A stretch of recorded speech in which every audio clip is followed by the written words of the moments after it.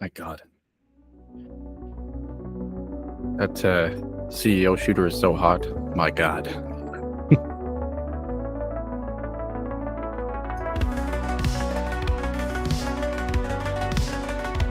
By the way, they can't hear us.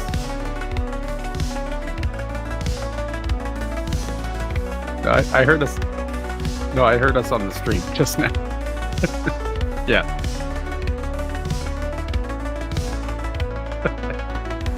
Like I heard my own voice say that stupid intro thing just said now. And now they're hearing me explain it. And Sean Blake is saying, yes, we can in the chat.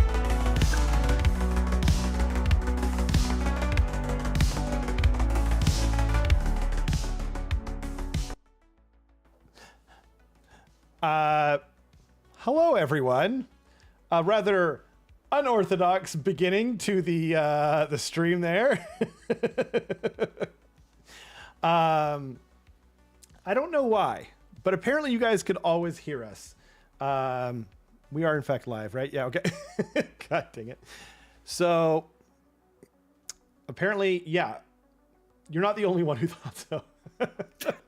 Just... Welcome to AOS Trash Pan, as we're trying to live up to our name of, messing things up. Rob tells you that people can't hear you, you should assume it's actually that you're amplified more than normal. Yeah. I still am not sure. That doesn't make any sense. Okay, here, let's try this. I'm going to put it back down where it was. Can you guys hear Carson? Say something, Carson. Okay.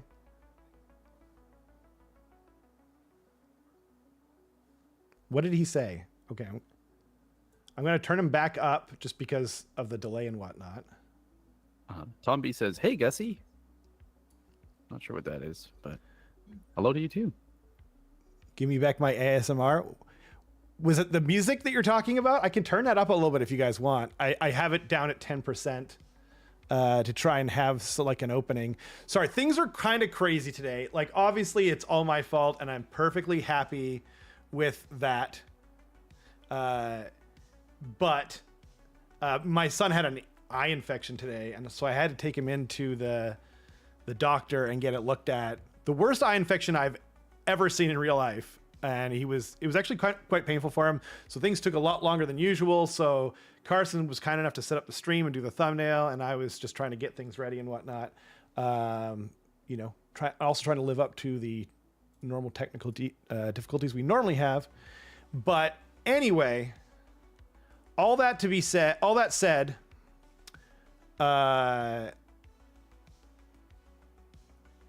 there's not a lot of news. There's like basically no news. No, there's not a rumor engine.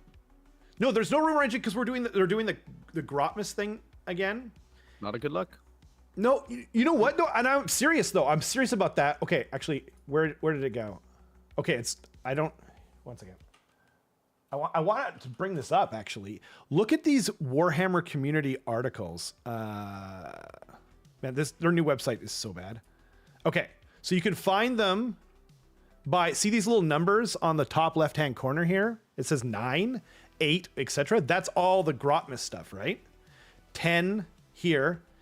All of it's 40K.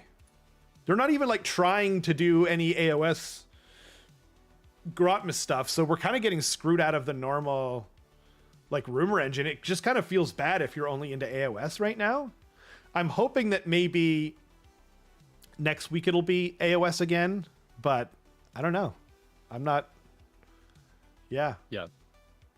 We impressed. I mean, with any luck, they're going to be releasing a battle scroll sometime in the near future. Right. And if that's the case, then maybe that's the focus of a Grotmas thing. Oh, maybe. And maybe if and when they release that, if it is in December, it would be like, what's it called? That for the remainder of the Grotmas stuff. Just talking about Warhammer or AOS things. The important things. I agree. That would be cool. I would like that a lot. I did see that you said that you saw the planned release date is the 18th. So there is an article on Warhammer Community that said that the app is going to be updated on the 18th. Do you remember when that was? I don't remember when that was. Okay.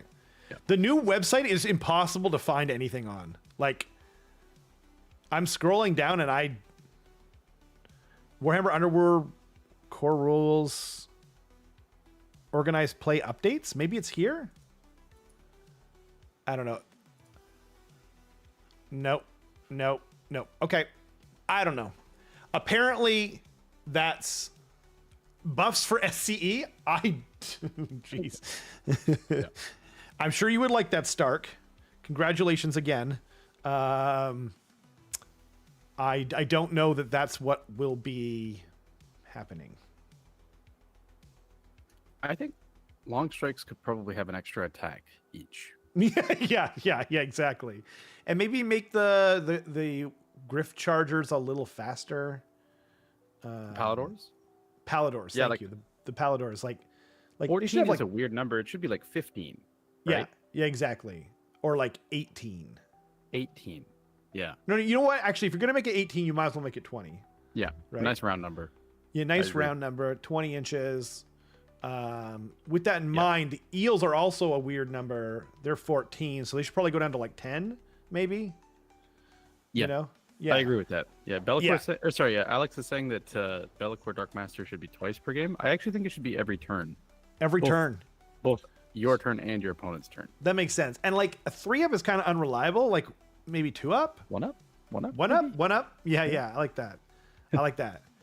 Unless you're already winning the game and then it's -1 to that roll. Yeah. And then it's a 2-up. Yeah. I feel like -1 would be a 0-up, but yeah. Or +1 to that roll. Yes, fair enough. Yeah. I meant like -1 to like. I know what you mean. I was just being Yeah. I was.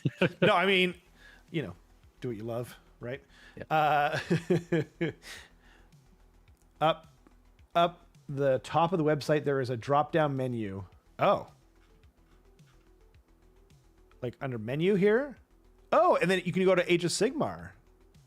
Ooh. That's so much better. Thank you, Keith. Wow. It really highlights how little we get in articles, though, because it shows that we've had 2 in all of December, and then the 28th of November was the last one, and then the 22nd of November was the last one before that. Ugh. Jeez. Is this where it says what? Yeah, right on. Warhammer app on the 18th of December. Cool. So I guess we're kind of hoping, but we just kind of got a mini update though, right? That was just for the Slaves of Darkness book. Oh, right. Yeah. Right. Okay.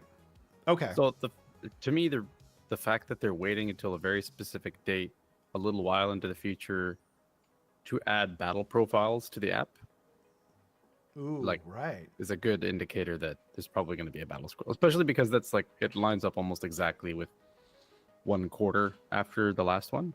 Right. So that's true. Yeah. And I mean, well, it's on a Wednesday too. I guess that's pretty normal. It's always been on Wednesdays this edition so far. Oh, really? This edition? Because it was always on Thursdays before. I know. But the monthly FAQ things that they've been doing, the last battle scroll, I think it's always been, it's always just been on a Wednesday. I wonder if that's to line up with Warhammer Weekly. Like, do they have that kind of power to be like, no, if it's Wednesday, it's Warhammer. Update us on Wednesday, you jerks. Something like that. That was not my best Vince impression, but yeah. Anyway, there's, like we said, the news is very slim lately for our beloved setting. I'm going to turn this stuff off. Man, it's all so bright. Okay, let's put that away.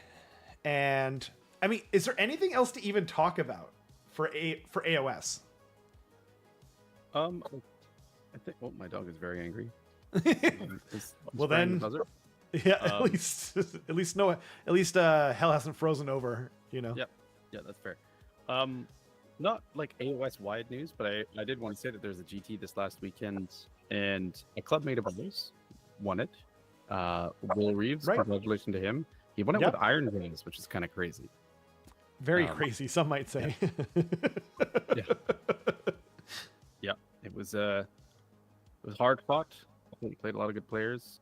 And then he played me at the end, so that kind of broke I knew that you were streak. going to say that. Yeah, you played. He played you on top table. Yep.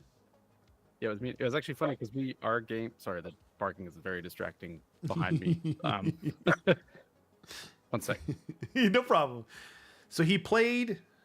It was Carson versus Will at the top table of Richmond Reroll, which we did like a list review show.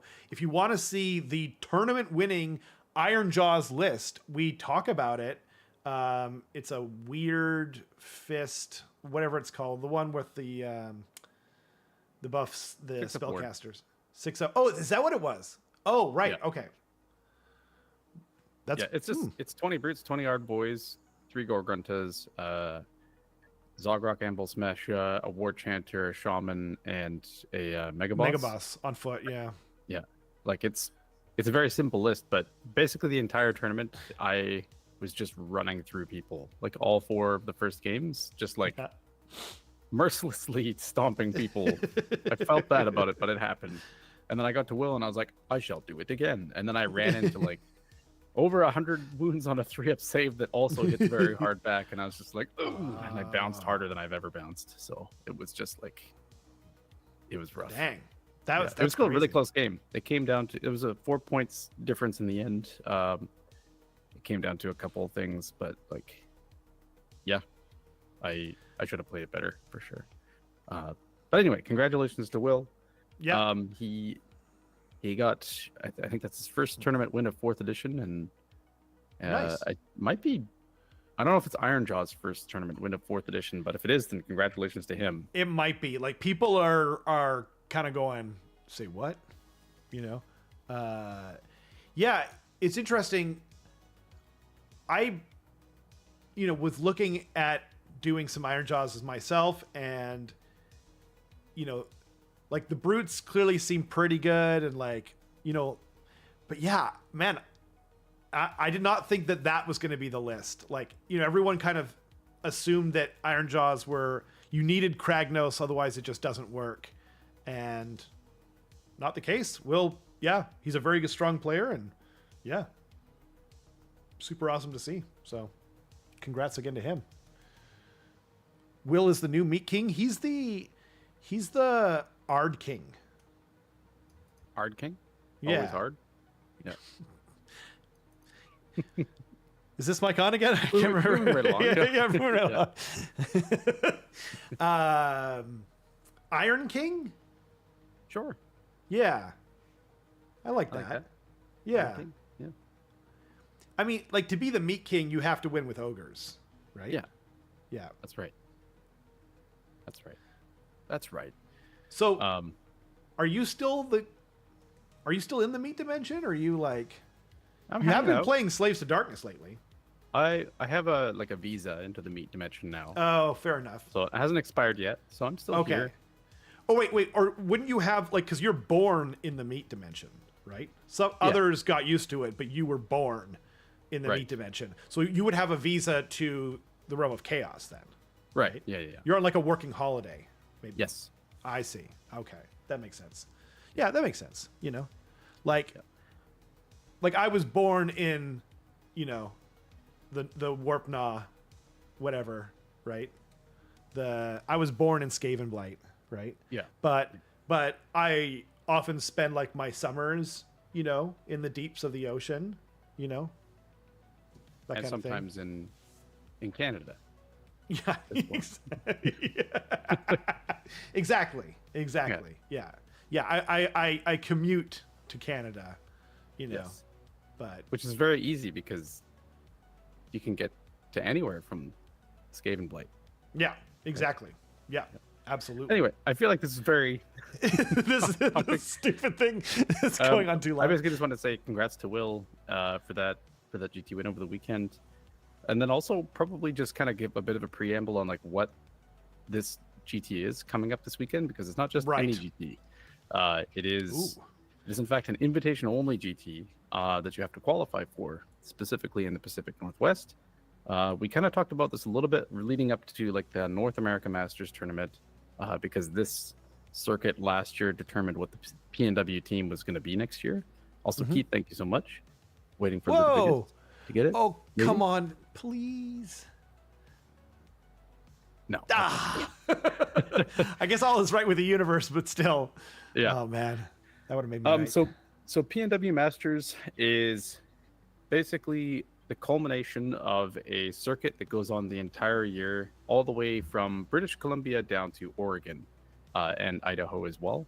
I think Wyoming and a couple other states too, but I think it's been narrowed down to just Idaho, other than those three as well. So basically, every single GT that happens in that region gets added to this circuit, where there's like a specific ranking based on how you do at those tournaments specifically. So like if you travel elsewhere and do really well, doesn't count because it wasn't in the PNW. And then what we do is, or what Jeremy Cooper does, who is the person that runs all of this, is he picks the top 3 people from each region. So there's north, west, south, and east, which is basically like Vancouver and British Columbia and whatnot, Seattle, and then south would be like Portland and Oregon and stuff, and then east would be like Spokane and Idaho, and then takes those 12 people and invites them to this 24-person tournament, and then takes the remaining 12 top-ranked people in the region and invites them to the tournament as well. And then previously it was just that whoever wins this tournament is deemed the PNW Master, but what last year happened actually was the ranking determined who was on the team that represented the Pacific Northwest that went to NA Masters and subsequently won. This year, we know that the application is like a little bit different.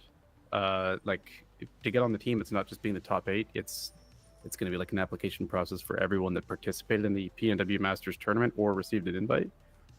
So, yeah, probably we'll see all of the people, I would imagine, that are going to be on the team at this tournament.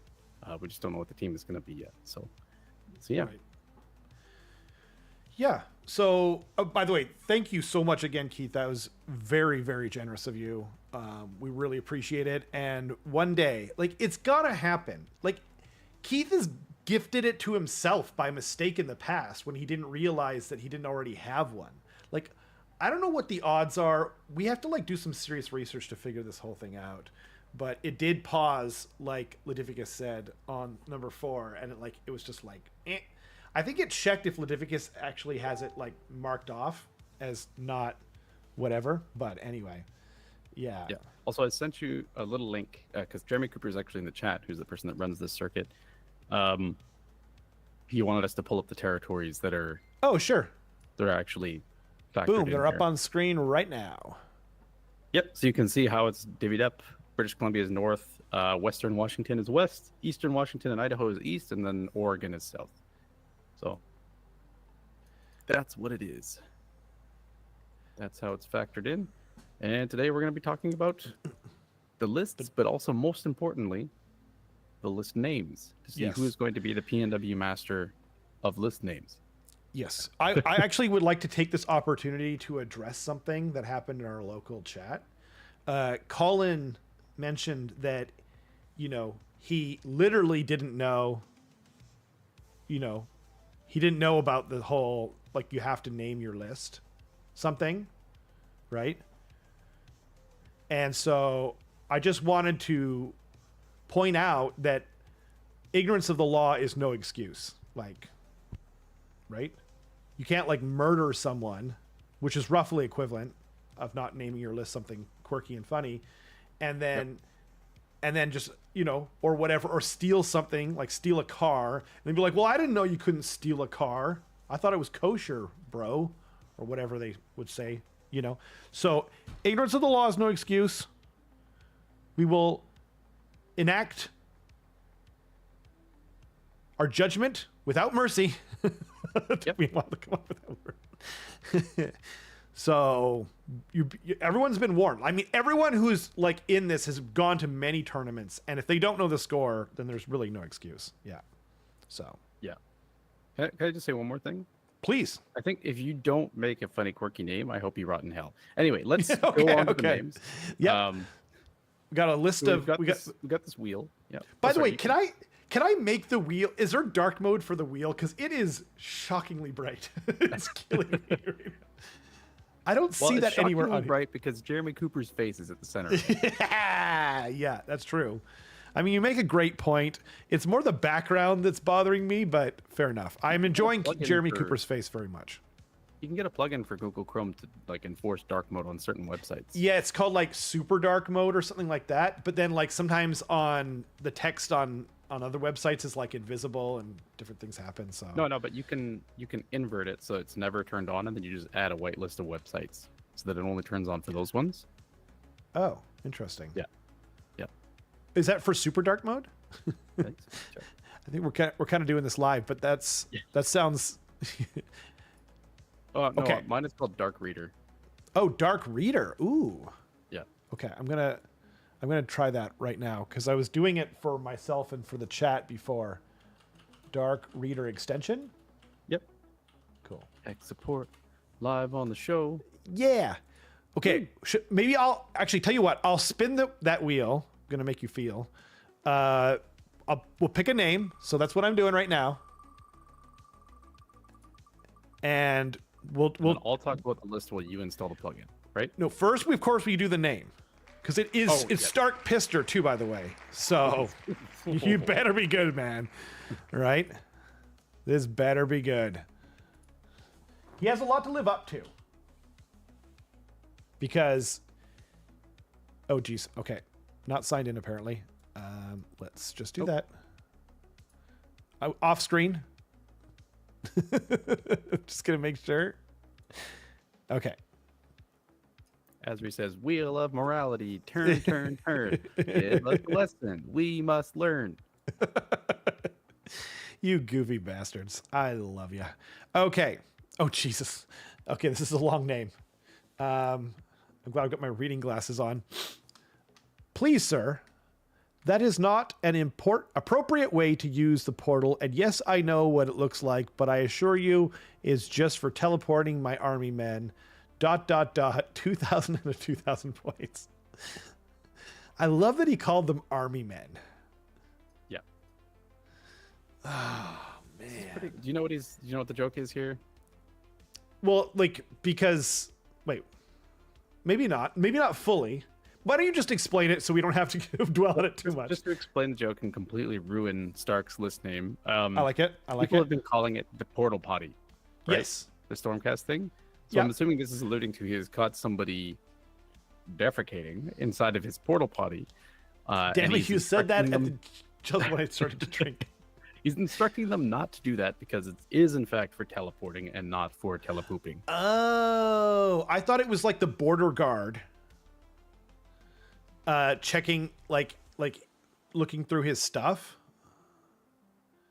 Like on the way. Actually, that doesn't make sense because he's not crossing the border because it's in Washington. Okay. Well, anyway, I was imagining something, believe it or not, much worse than that. So I'm glad I was wrong. And yeah. Okay. So we have to rate it. Should we explain super quick the rating? Sure. System? Yeah. Okay. Do you want to explain it? Sure. So if people like Colin, don't understand the assignment, then we give them a do not understand the assignment, which means that they just didn't know that they were supposed to name their list something quirky and funny. Then we've got the bin, and there's different parts of the bin. If you understood the assignment, but it's like you barely got over that hump, it's lower bin, and then mid bin is pretty self-explanatory. Upper bin is like really good. It's extremely like a very good name. And then 5-0 in our hearts is like at least a contender for the best list of the night. I think is probably list name of the night, right? This is very good. I think this is an upper bin. I think this is an upper bin too, but I forgot to mention that there's also the recycle bin where we're not sure if they understood the assignment, so we're just kind of putting it to the side, right? Right. Yeah. I think this is an upper bin, but would you be okay if I like saved it for later just in case? Because this is the first one. It's kind of hard to judge. You know what I mean? Right out the gate. Sure. Okay. Yeah. Okay. So I'll save that for later. Um, And then I can talk about Stark's list if perfect. did you want. Perfect. Yeah, I'm gonna start trying to. I'll just Okay, install. So basically, Stark's list, I think, if I'm not mistaken, hasn't changed since WCW, which it looks like it hasn't. Basically, he's running the Vanguard Wing. He's 2 drops. Vanguard Wing just gives his Vanguard units a teleport on a 3-up in his movement phase. Then what he's got is the General's Regiment with Krondus, who's going to be +2 to cast and 2 cast Wizard, and then he's got a really good spell where he can make you -1 to save. He's got a unit of Praetors, which he's almost definitely going to be making Bodyguard and sitting next to Krondus to make him just extra hard to kill. And then the Praetors, of course, give Krondus a 5-up ward, which makes him even more extra hard to kill. A unit of Prosecutors, just 3 of them, which are probably going to be kind of dropping down and harassing something small. Then he's got one of his main hammers, which is the Vanguard Paladors with Shock Hand Axes, which can be going like 20 inches and just slapping something across the table. They can retreat and charge and shoot and charge and retreat and shoot and all of the things. And anytime they deal damage to you in combat, you're going to be -1 to wound, which is also pretty spicy. Then he's got the obligatory long strike crossbows, which are going to be harassing things from across the table.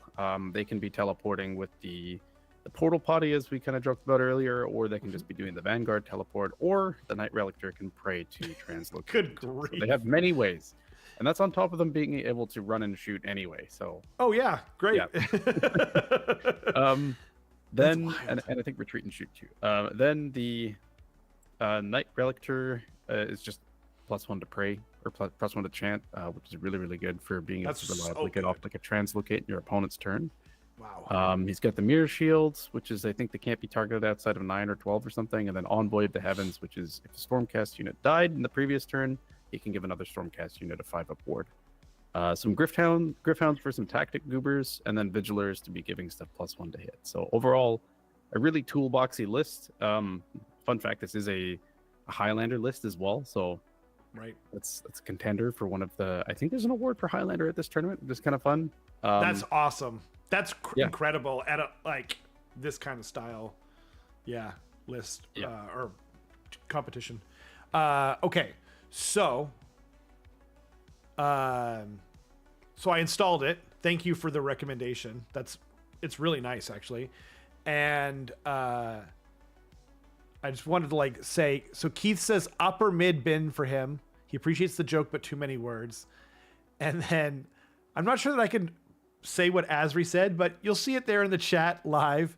And Ladivicus is too, but he just says #Defecation Nation. I don't know why. That is so freaking godlike to me. Yeah. Also, sorry, one correction. The Knight Relictor is not the one that has +1 to chant. It's the one that in your shooting phase, you can subtract 1 from ward rolls for an enemy unit within 12 inches on a 2-up.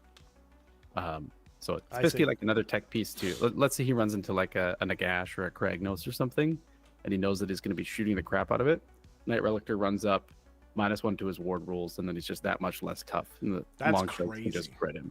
That's crazy. Yeah. Yeah. That's wild, actually. And it's a prayer, hey? So you don't get to this is just an ability on a 2-up. What the crap? That's insane. Jeez. Oh, okay. Okay. Yeah, that's fine. And it's for the rest of the turn. So it applies to main and shooting. What fantastic news. Okay. So we'll save that for later. We'll back to this beautiful, beautiful face here. And I'm rolling. Or spinning, actually. Okay. Oh, we got Matthias. There I was like, wow, another person I know, but I realized this is the tournament where I'm gonna know literally you know everyone. Yeah. Oh, he's bringing Ossiarch Bone Reapers again. Yeah. Also, I'm noticing a trend where people are making extremely long names. God dang it, guys! You don't need to write an essay. Should this also be part of the assignment to edit your list name? It's part of the natural, healthy ebbs and flows of what the Oh, okay. That's true. Right? That's true. There's going to be trends. That's true. That's a good point.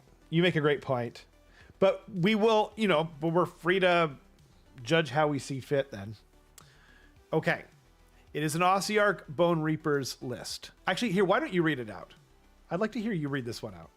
Yeah. So the list name is, haven't you always hated the feeling of your bones and your skin? Don't the sharp edges, rough exterior, and ugly white color just ruin your day? Well, no more. Bony May's here, and we got the lowest tide solutions in the realms. That was great. I really like that. Oh man. I wanna lower the score because it's so damn long, but it's kind of godlike, to be honest. This is actually kind of sick. Like the Bony Maze really got me. God dang it. Oh man.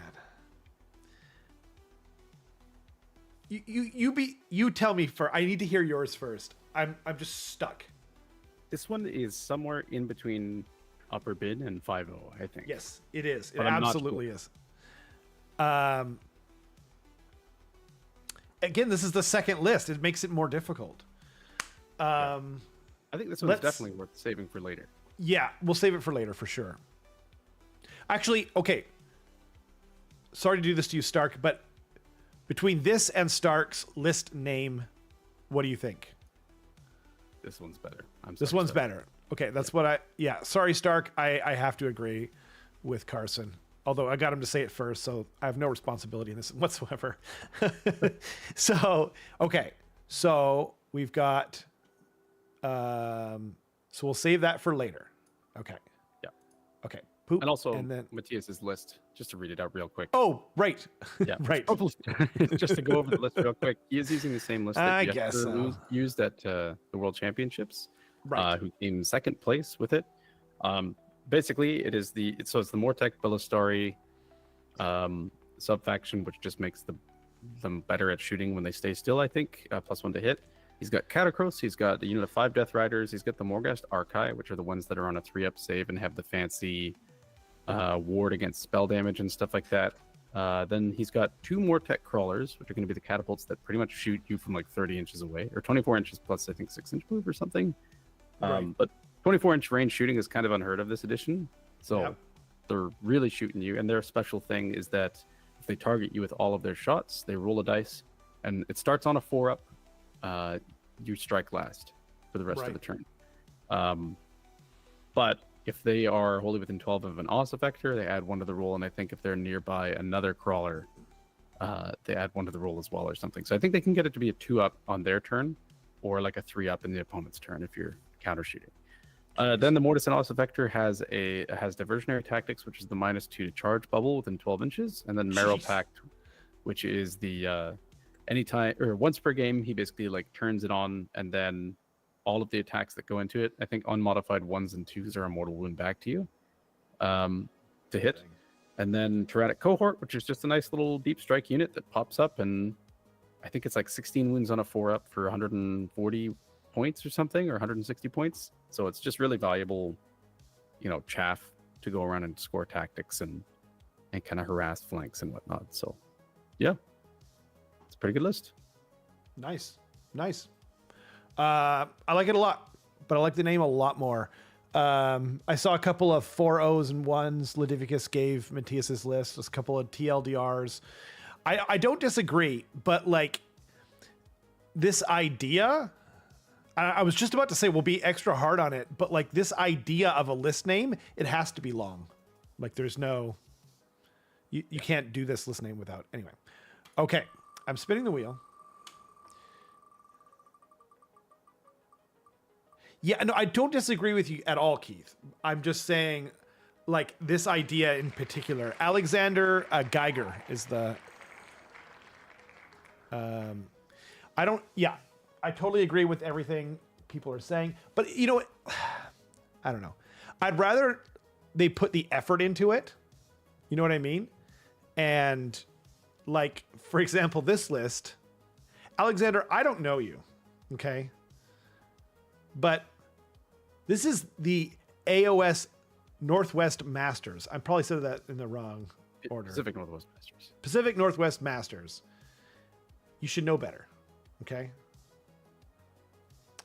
Anyway. Didn't so understand the assignment. Didn't understand the assignment. Yeah. So moving right along. It's just called Nagash. His list is also quite simple, just like his name. He's running the Cabalos Lance, which is just a pre-game move for all the Cabalos Death Riders. It's just the 1-drop Nagash plus. Oh, he's got Morghast Harbingers. So those are the ones that like 3d6 charge and hit super hard, basically. So essentially what he wants to do is just whip those Morghast Harbingers in your face, hopes that they die, or if they don't die and kill your army, that's fine too. And then he brings them back for free at full strength from Nagash. Then he's got 2 units of 5 Death Riders and a unit of Mortis Guard to make Nagash way harder to kill by improving his ward save by 1. Right. And yeah, it's a simple list. It's very low surface area. Wants to punch you really hard, and it's got magical supremacy. So yeah, that's that. It's very good. Seems good. Okay. So I won't save his list name for later, right? Okay. We were 2 for 2 there for a moment. Yeah, we got close. Alexander Frias. Oh, I can just pull it right up. I don't need to do anything. God dang it. The freaking pandering, man. But he did update it. He did update it. No, I mean, we can't take that away from him. Right? That's true. I mean, that's what we're all about here. Okay, I better read this one out just in case. We don't want to be, accused of what's the word? Like, colluding. Gerrymandering? Yeah, exactly. That works too. So the list name is, by the way, I always try to say the army first. It's Khorne. And then the list name is Carson is Beautiful to Electric Boogaloo.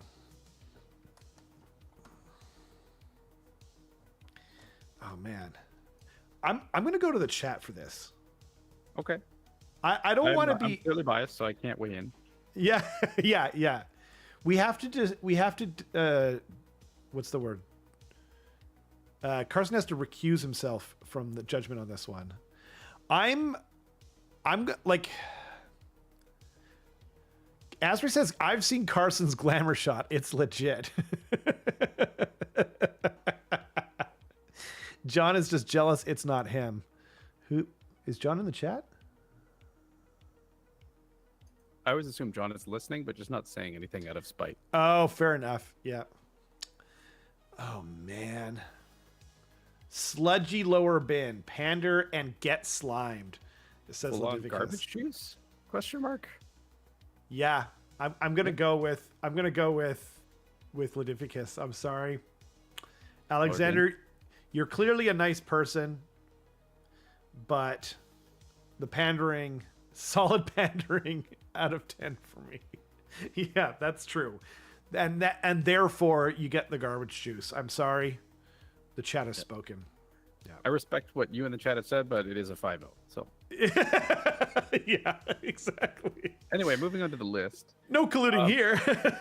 Yeah, it is the best name of the night, obviously. It's 3 drops. It's Khorne, like you said. It's Coordinate Legion, which just means that he can chain activate whenever a demon fights. Mortal unit wholly within 12 of them can fight also, which is basically going to be whenever the Bloodthirster, either the Bloodthirster Scarbrand, Flesh Hounds fight, or then Claws of Karanak or the Blood Warriors could fight as well. He's got a Bloodthirster of Unfettered Fury, which is the one that can give a 3d6 charge and has the whippy whip. And then he's got Relentless Hunger on him, which just means he can murder less 6 inches, which is pretty spicy, which means he can just be auto running 18 inches towards you and then murder lusting 6 inches again, so that he can tag something that's like, what, 18 plus 6 plus 3, 27 inches away, or 26.9. Essentially, he can tag something, and because it flies, it's really easy for him to be able to do that. Then he's got Argath, King of Blades, which shuts off a hero's ward save in combat. And then also it's like specifically anti-monster or anti-hero, I think, where you can give him -1 to hit and wound when he's in combat with them as a combat phase ability too. Flesh Hounds, which are there to be tactic goobers and blood tithe bait. He's got a Skull Taker, which I definitely remember what that is. And this is Oh, definitely not man. the first time that this has happened. Skull Taker is the bloodletter like foot hero. And then Oh, right. right, and Cool then if he's model. in combat with an enemy hero, he can be strike first as long as he only targets that hero. And then every time he kills a hero, he gets an additional blood type. So it's like a fun little additional hero that can mess people up pretty good. Specifically heroes. And then he's got a Slaughter Priest, which he's going to be using to try and get a extra blood tithe and blood boiling, as well as it's a priest. He's got I completely skipped over the General's Regiment, which is Scarbrand and the Blood Warriors. Scarbrand is obviously like a crazy hammer. Yeah. He just Blood has Warriors. a 3d6 charge natively, and then Right. does a crap load of damage and has the potential to do a bunch of mortal wounds too. So Yeah. very good in that sense. And then the Blood Warriors are just like really Great anvil. tanky. Yeah. Yeah, great anvil, and then they do like splashback mortal wounds too. Right. He's got Claws of Karanak, which is going to be having a pre-game move, and they've actually got a decent amount of attacks on them as well. So lots of like very minimum size units, as well as like 2 big hammers in the list. Just so that if he does end up losing the Bloodthirster, he can bring it back for 8 blood tithe. So pretty That's so nice. good. Yeah. I do really like this list, and I don't know about you guys. Alexander is here in the chat. Thanks for joining us. It seems to me like Khorne is just like more thematic this edition, like just way more thematic and cool. You know what I mean? Like, I don't know. Maybe it's just me. Yo, Braden, thanks for joining us. Stuck at work? No worries, man. It'll be here later. I don't want to spoil. I don't know if Kenrick is still in the chat, but he dropped something kind of cool in the chat before. So anyway, I won't spoil it for him just in case it is something he's saving to tell you in person or something. Yeah, a very cool list. Anything else we should cover before we? Okay. No, I think that's good. Yeah. Solid pandering, Alexander. Carson approves. No. Well done. Well done. Oh, speaking of John, that pretty bastard, John Zoshak, come on down. John, there we go. Deepkin, good man. Okay. God dang it. Did he go to the concert that was in Vancouver? I doubt it. Or no, Okay. he didn't, because he was at the tournament with us this weekend. Oh, right. Okay. Fair enough. So the list name, so it's Deepkin, I think, as I said before. And the list name is Taylor Swift threw the first brick at Stonewall. I don't know.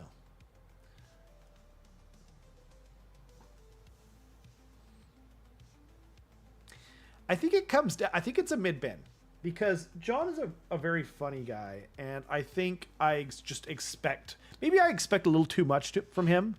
Like he's my you know, son of this, like, I don't know how old he is. He might be the same age as me. He might be, I think he's younger than me, but like, I just kind of expect, maybe I expect a little too much out of him, you know? Like like an Asian parent or something, you know what I mean? You just like, you know, it's never good enough. Yep. I'm gonna say mid bin. I'm gonna say mid bin. John, we're not mad. We're just disappointed. Yeah. And then I'm going to say, ooh, look what you made me do, mid-bin. Wow. Stark says offensive 10 out of 10. Okay, well, we do have an Idoneth list. Brought Primal Energy, which is interesting. And we have 2 regiments, so it's a 2-drop. Soul Raid Ambushers. Amateurs, yeah. It's amateur hour over here for teleportations. And he's brought the Storm. How the Mighty have fallen. He was the one literally telling Alex that he should have brought the Sea, that was the correct choice. He even overruled and said that he could like change it at the last minute. And look where we are now. And then he beat Alex at Richmond Reroll with Did this he? list. With this list? Oh, yeah. Man. Oh, that is too funny. Wow. Okay. Anyway, so we've got, Ancient Pride and Armor of the Sithai basically make him unkillable, or not unkillable, but very difficult to deal with. Reinforced Ishlian, they're just like super. They're clearly the better set of eels now, in my opinion, at least. They're fast, -1 attacks, even if they don't charge. If they do charge, then they get a 5-up ward, and they're just decently fighty and killy. Another unit of Ishlian. Then we got the Leviathan for the ward in a bubble. A Soul Scryer to teleport in, and oh no, he's not a priest anymore. That's right. I forgot he changed. And then we've got a bunch of Reavers. I don't know, like it's a really solid list. He's going to be teleporting the Reavers around, taking pot shots, grabbing objectives, and getting battle tactics with. Yeah, it's really cool. And he's got some stuff that's pretty killy, including the aspect of the storm. Yeah. Best of luck, John. I think it's great. Yeah. Anything to add? Yeah, Stark said this is Tom Guan's Worlds list, like was it? WCW list that he brought, and it did quite well there too. Cool. Yeah, it's just really solid. It plays in every phase of the game, and it's good. Very solid. I guess except for Magic phase? No, it's the Soul Scryer, I think, casts. Does he? Now? He never did before. I think he's a Wizard 1. Oh, crazy. I haven't been paying any attention to the Soul Scryer. Yeah, he's Wizard 1. Oh, That's crazy. Oh, Primal cool. Energy listed. I like that, though. I would have preferred if he was a priest, to be honest. I actually like that because, it shores up, sorry about the pun, like other aspects and whatnot. But, yeah, it's cool. The nice thing, though, too, is that, like, with the changes to how endless spells work and how you get them for free now, it makes it, like you kind of have to pick a lane. Like unless you're Khorne and you're getting them only through prayers, right? You kind of want to have the ability to get them through casting, I guess. So it makes sense. I just thought it was kind of thematic and cool. Anyway, cool. Yeah. Best of luck to him. I'm gonna spin that wheel.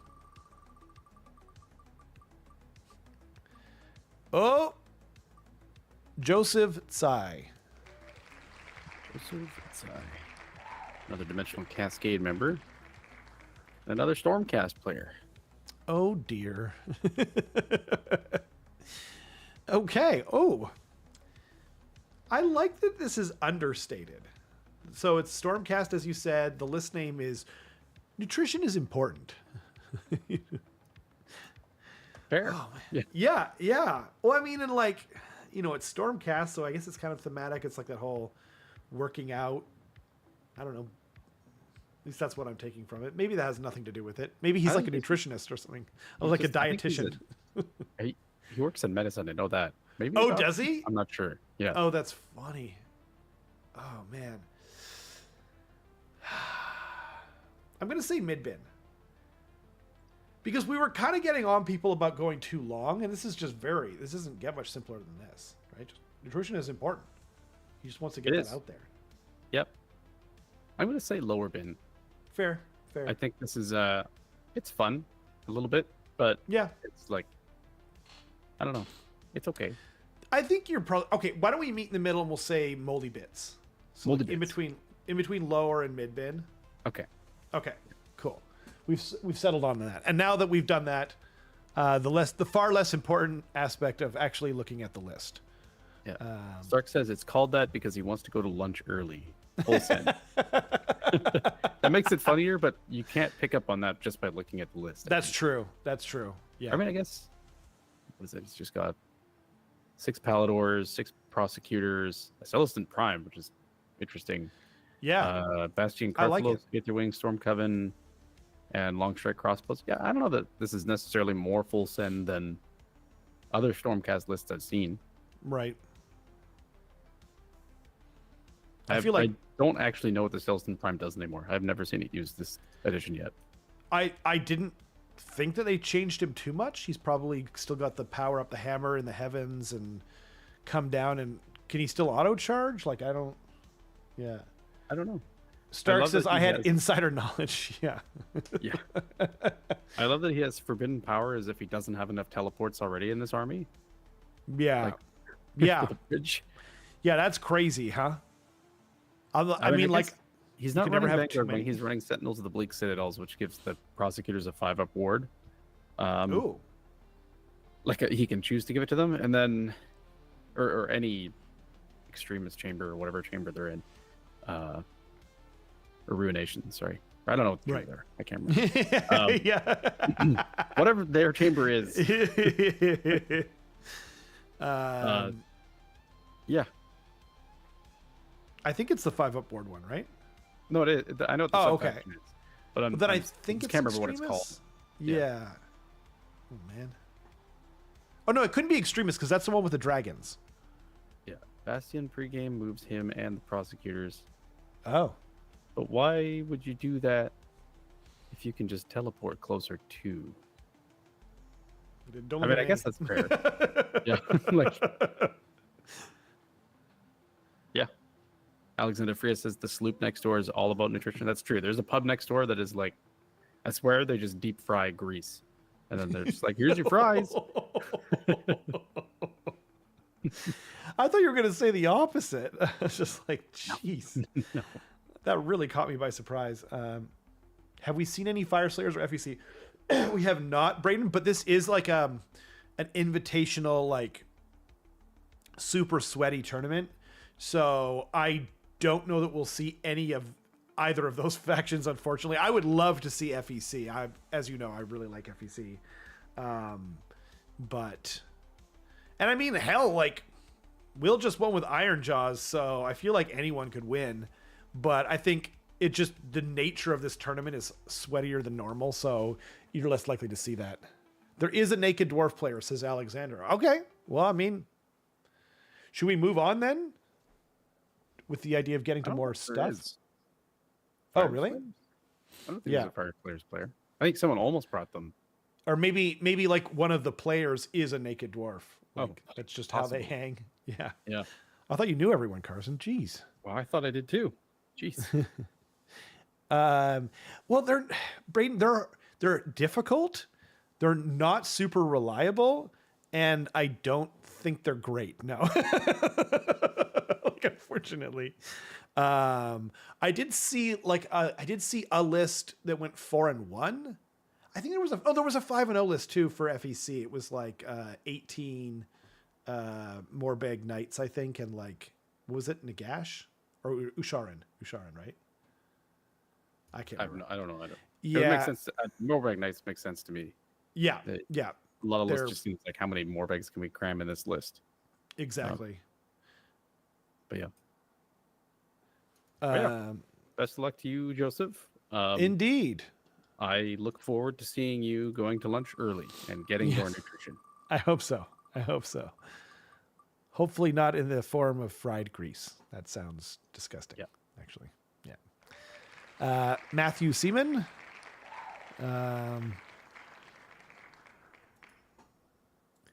Okay. Whoop. There it goes. Another Stormcast player. Oh, good. The joke's on me. There's like a night haunt list just above that when I typed it in. Okay. This is I don't know. I definitely seem to give everyone the benefit of the doubt or whatever when I you know what I mean? Like when I get their list names, but he definitely understands the assignment.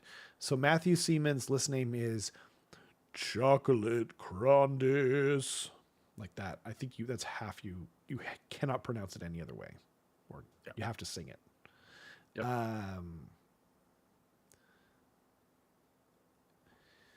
So did he paint his Crondis so it looks like chocolate? Like, is there... That's what I'm kind of inferring here. I'm imagining the reason why he called his list this is because he's got a ton of Annihilators with meteoric Grand Hammers that are popping down all over the board. Or like right outside of 3 inches of you. That's the shtick of this list. Okay. So he's raining down Annihilators on you, and there's chocolate. Or sorry, no, wait, not chocolate. There's Crondis, and because it's rain and Crondis and chocolate rain is a very classic YouTube meme, he just put those together. It's very loose, but that's stretching pretty far. I like that I mean, like, that's literally what I thought of. Like, I just read Chocolate Cronus, and then obviously I made that connection too. I'm gonna say mid bin. Yeah, I agree with mid bin. Yeah, we're very fickle, I think. Yeah. Right. Yeah. Anyway, though, this is Yeah. this is Bastian Carthelos's like army of renown. Okay.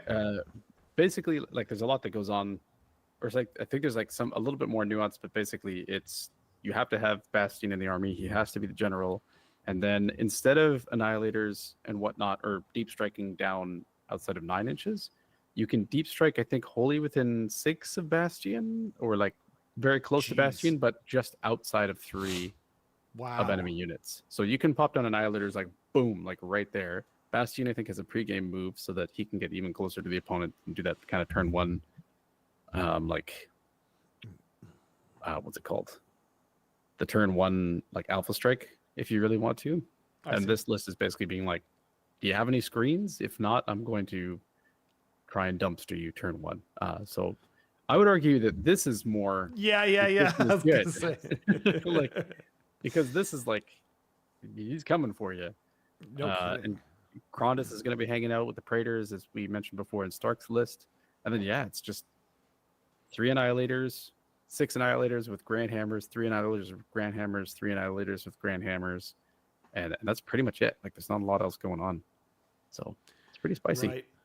Alexander says, I didn't know SCE were allowed to play without long strikes or paladars. I didn't know that either. I thought it was a requirement as well. But maybe there is an exception when you're playing with the Army of Renown, right? There might be something in the bylaws. I'll have to check later. Yeah. Sorry, something in the, SCA we're allowed to play with okay. Without, yeah. Yeah, my bad. No, nurse. You did a great job explaining it, though. I didn't even know about this Army of Renown, to be honest. Yeah. Stark mentioned it in our Stormcast book review. I thought briefly. he said it was bad, though. I mean, I don't think it's like. Didn't we skip over all that? I think he was talking about the Stormdrake, the Stormwing, or whatever it was called. Oh, okay. Then there's another one that's also pretty bad. But this one's, or actually, there's a Ruination Chamber. Basically, I think that like the Ruination Chamber one and this one are like fine. They're not bad. They're just, they're not going to be like 5-0ing on the regular kind of thing. I mean, at least they're clearly takeable. Like, I would not say that about the Skaven ones. And yeah, I don't know if there are. I'm sure there are in the Slaves to Darkness one, but I don't know if they're any good or not. So, yep. Or what they are. Right on. Okay. Shall we move on? Let's do it. Pow. Whoops. I just closed down the list. Darn it. I accidentally closed down the Wheel of Names. I'll be right. I got it like right here. Just 2 seconds. Unfortunately, I think all the names come back, don't they? It's okay. I mean, we'll run into one that we know we've hit before. That's true. You expect me to remember something? That's crazy. What? Oh my gosh, that was so close to you. Cameron Chen. Cameron Chen. Woo. I think we talked about his list last week for Richmond Reroll, right? He wasn't at Richmond Reroll, no. But he has been on the show for a previous Sparkle Party because he did a bunch of stats and whatnot. Okay, cool. I remember the name. Oh God. Okay, here we go. So I'll take this one. You took the last long one. Just I need a sip of water. Sure. Okay, and I'll bring up the chat again just so I can see it. Bow before Nagash. Unhappy with the progress made by his Mortarchs, the great necromancer himself sets out to batter the mortal realms into submission. Aside his personal Mortis engine, a dread conduit for his dark arts, he brings 2 companies of skeletons, 6 bloated fellbats, and a collection of levied blood knights to enforce his grim dominion of the realms. That was crazy long. It was very long. I hope I made it more tolerable for everyone. But I think you did. Yeah. Okay, I'm glad. Cameron, I'm sorry. I'm This is sorry. not nearly stupid enough. Lower bin. Exactly. Yeah. Yeah. No, I'm not even exaggerating. It is like it's wonderfully like in character and like filled with lore, which is something that I love. I really like it. But Carson, that is not the assignment. Did you just call me Bud Carson? Yeah, but Carson. Sure. Am I speaking to Front Carson? My father used to call me that. I'll have you know. Sorry. When he was angry with me. But Carson. I thought that's who you were. So I like the effort, but over the character limit. Yeah, it is over the character limit. It's awesome. I really like it, but it is the assignment isn't like make a cool narrative. Like that's something I'm super into, as everyone who knows me will tell you. But that's not the assignment. That's what it comes down to. I love it, but lower bin. That's crazy to me. All hail Bud Carson. All hail. Yep. Yep. Is that where we throw like hail at your butt? I hope not. All hail Bud Carson. Everyone, hail Bud Carson. Or are we supposed to hail you with praise? Because that's like a curse for you, right? I don't know. Okay, moving right along. Nagash.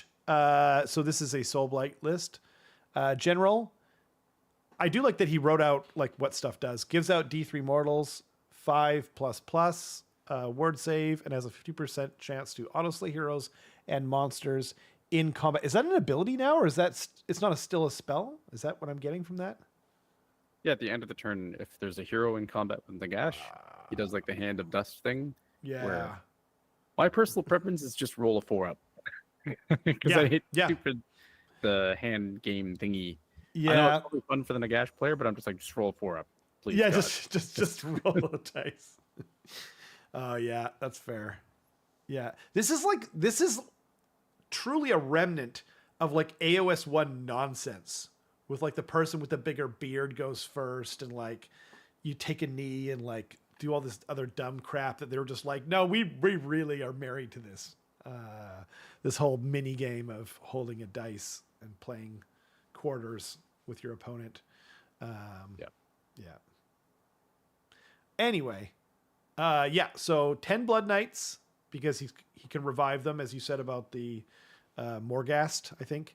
And so that's the idea. It's the same kind of deal where they're just going to poop them out into the enemy, try and kill stuff, and then when they die, he just brings them back. No roll, no CP, no nothing.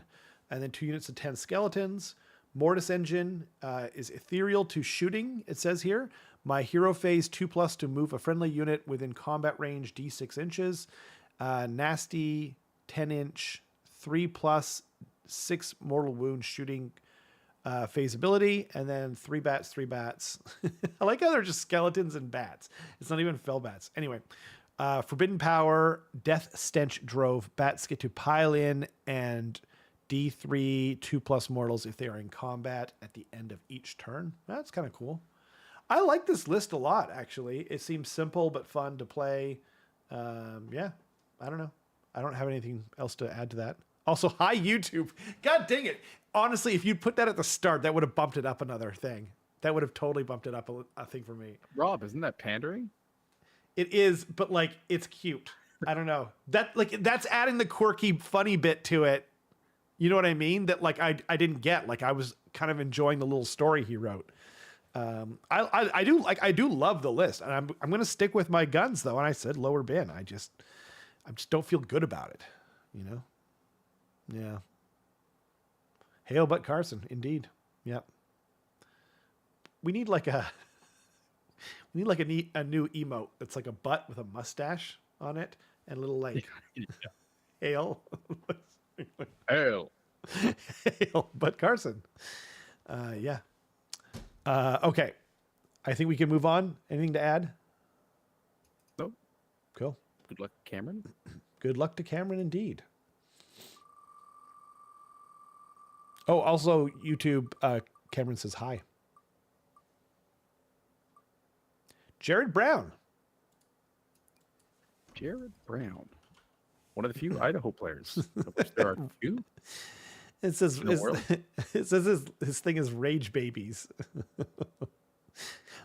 Like that's his, it says his faction. Oh, that is okay. Oh, I was like, what kind of like army name is that? Because it doesn't say an army name here. It just says Rage Babies, and then it says under army name it says Rage Babies again. Cool. Okay. So, LRL:RTB. So, first of all, didn't understand the assignment. Okay, I wasn't sure if there was some kind of hidden thing there. RTB is Release the Beast, the online teams tournament. So I'm assuming he's just running the same list he's running. Oh, to Release the Beast for Jared. this, which not a good look, Jared. Not a good look at all. I have cousins in Idaho. I'm just going to leave that threat open. Oh Yeah. Wow. Yeah. Well, Jared's list, he's got the Venari Battle Host, which is he basically locks into -1 to hit for his Venari units. He's got the Twins, which are just like a nice little toolbox unit. They have the capability of dealing quite a bit of damage as well. He's got a reinforced block of Sentinels just for shooting you from super far away. Venari Dawn Riders, again, can be super fast, especially with Speed of Hish. They just like sprint, I think, what are they, +4 to move with Speed of Hitch, so they go 18 inches, and they can charge and deal impact mortal wounds to infantry, and they hurt, and I don't like them. And then he's got the Interland River Blades, which have the like teleport thingy that they can do within a board edge and outside of 9 enemies, and then they can do the river dance into combat. I think if they started in combat, because it got FAQ'd. Is it actually called River Dance? Yeah. Like Michael Flatley or whatever his name was? Lord of the Dance? No, it's not called that. Sorry, my bad. It's called It should be. Relentless as a Driving Current. If this unit is in combat, it can move 2d6 inches. It can pass through models in enemy units, but must end that moving combat. So it's basically, if they're already in combat, they can move another 2d6 inches any combat phase, which is pretty handy. Pretty cool. They've got a good amount of shooting. You know, it's going to be 21 shots, just damage 1, but they're shooting combat as well, so it's quite a bit. So basically, they're just like volume of attacks, and they're like a teleporter unit that can kind of steal objectives and stuff like that. I know that he's got 2 units of them because the other regiment has them too. He's got the Cenari Caligrave with Masterful Tactician, which I think is the minimum 4-inch redeploy, and the Silver one, which I think adds 1 to your power level. Then he's got a unit of Wardens, which like being charged because on a 4-up they can fight first. And then he's got the Regiment Renowned, the Black Talons, which Neve Black Talon is going to be like specifically really good against heroes. She's got a cute little like her own fight ability that allows her to like teleport near the other like Black Talon companions. Okay. And then she's got a once per game fight twice with the Regiment Renowned, where she can like, you know, she can use that ability, she can fight you, teleport away, and then I'm pretty sure she can just pile back in if she had charged, and then fight you again, which is pretty cute. And Lorai gives him an extra cast, which is pretty nice. And then when they're near each other, they get a 5-up ward. So yeah, there's a lot going on in this list. It's got like quite a few moving pieces. He's got Morbid Conjuration, which, if I'm not mistaken, the Caligrave can auto-cast spells on an 8. If that's the one. Yeah. So basically, he can be counter-casting an unmodified 8 for like Purple Sun or Gravetide or something like that. And it's after he rolls it, so he can just change the roll to an 8, which is pretty spicy. Dang. Yeah. Pretty good. Very interesting. Keith said, I love Keith's thing. So this listing is called LRL RTB. He said LRL: return to butt. 5-0. Easy 5-0. Easy 5-0. I totally agree. He also said showed up for the list discussion, stayed for the butt. So that's very clear, actually, at this point. But man, there's a bunch of them. Also, Ladivica said earlier, we need a microbrewery to make us some Butt Carson Pale Ale. I like that it's specifically pale ale, by the way. Okay. Our chat is amazing. Oops. Okay. I'm spinning the wheel again. Did I hear that Carson is winning PNW Masters? I mean, he's going to try. Oliver Standing is the next one. I don't know Oliver, do you? What a coincidence. Oliver is the other Idaho player. Oh, Also cool. Rage Babies. Yeah. That is nice. Damn it, Oliver. Okay, apparently they're behind the times in Idaho. They did not get the memo. You guys, okay, I'm going to talk to my cousins. I think there's like maybe 17 people in Idaho, so I'm sure they know each other, right? I will get them to talk to both of them. Actually, and if you see them at the tournament, Carson, you need to let them know, okay? There's certain standards that we have here. With that said, would you like to go over the list because you're the Slates of Darkness player? Can do. Obviously, I didn't understand the assignment. That's the Yes, for sure. Yeah. Both the Idaho players, not a good look. Not a good look. That's what I'm saying. Well. I'll talk to my cousin. Yeah. All right, sounds good. Yeah. Sounds good. This list is actually almost identical to mine. It's God's Wrath Warband. It's a 1-drop slaves list that's got Bellicor, Reinforced Chosen that are Nurgle. Oh, he's got Nurgle Vanguard instead of Khorne Vanguard, so that's different. Which they're -1 to wound instead of being +1 attack on the charge. Then he's got 5 Nurgle Chaos Knights, so he's just leaning into the -1 to wound here, and then a unit of Chaos Furies, which are pretty good for like take the flanks and also on a 3-up they retreat if they're in combat, which is pretty spicy too.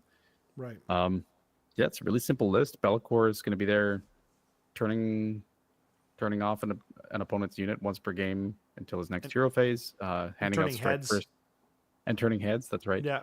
Handing out strike first to whatever's the kind of bubble around him. So if I had to guess, he's probably going to be doing take the flanks with the Furies and Knights turn 1, and then hanging out with Bellicor with the Chosen and Vanguard until it's his go turn. He's got Kronspine, so he can be focusing on his 3d6 cast and then just trying to get out Kronspine every turn. So yeah, pretty solid. Nice. Right on. I don't mind the Nurgle mark just because it's like they're already pretty killy anyway. Just make everything a little bit more durable. It seems not a bad idea. Yeah. Cool. Okay. We're spinning that wheel. Hey everyone, don't forget to like the stream. Thank you so much, Braden, for reminding us. We are both still as terrible as ever at remembering to promote our own channel. Yes, if you are enjoying the stream, we would really appreciate a like, a subscription, and a comment if you're watching this later. Let us know who you thought was the best list name, possibly. Chris Hall is the name that's currently on my screen, so I'm just going to pull that up here. Okay, Night Haunt. Nope. Chris Hall? Oh, Slaves of Darkness. That's so crazy. I was like, they're both Night Haunt. No, not at all, actually. Wow, I'm getting the idea that maybe Slaves to Darkness are not bad. You're pretty good. It's possible. I like them. So Bellicor Skaven B. Unfortunately, I don't think that stands for Skaven Bitches, but minus 1,000 points. It could have been. Yeah. Didn't understand the assignment. Someone please have a chat with Chris. He can and should do better. So, oh man, how do you want to do this? I don't have my list? Yeah. I mean, let's go over. Sure, Pretty, great. Pretty simple. It's so he's 2 drops. The first drop is Bellicor, 6 Vanguard, which actually don't have a mark on them, so he'll have to let the TO know what that mark is. Right. I'm assuming he made this in the app after the update happened, because we're using the old Slaves to Darkness rules, whereas now you can't give them a mark because you have to pledge them to something. And so how does that work? Like, how do you mean? The book's not out yet, right? It is out. Yeah. Oh, is it out? Okay. Yeah, it was just out too close. It came out this weekend, So Oh, it was shoot. just after the rules cut off for PNW Masters. Oh man. Yeah. I see. So this is the old book still, so old rules, old points. He's got Be'lakor, he's got Varangard. I'm assuming they're Khorne or Nurgle, maybe. And then he's got Chaos Warriors and Chaos Knights, which I assume are both Nurgle. And Be'lakor, so it's just a wall of iron. And then he's got the Volt Claws Engine Coven for a little bit of shooting. That's the Regiment of Renown. That's got the Warp Blaster and the Scourgers. And the Galvaniers in there as well to be giving the Scourgers like a whole bunch of attacks on. They get 10 one of attacks the- each. So they'll get 30 attacks because you can't reinforce it. But once per game. And the Galvanier can also do splash mortals if he wounds something with his gun. Yeah, yeah, absolutely. What are the special rules for the? Because like I'm always playing Skaven, so it doesn't really matter to me what their, you know what I mean, the Regiment of Renown rules are. Because yeah, I'm always playing the actual army itself. So It's a once per battle, add 1 to hit rolls for the shooting attacks, and add 3 inches to the range characteristic of the weapons. that's fun. That's actually kind of cool. You know. The only thing is that the Scourgers are already hitting on a 2-up. Right. That's a good So- point. And you can only do that in your phase, so Yeah. I guess it would get over a -1 to hit if you got them, you know, or if you were shooting at something that had a -1 to hit. But yeah, and also like the fact that the Warp Blaster is pretty awful, like not even just for its points, like it's just not great, you know, in general. So yeah, because they also don't have like the +1 to wound thing from the army, so it makes it even less reliable and less good.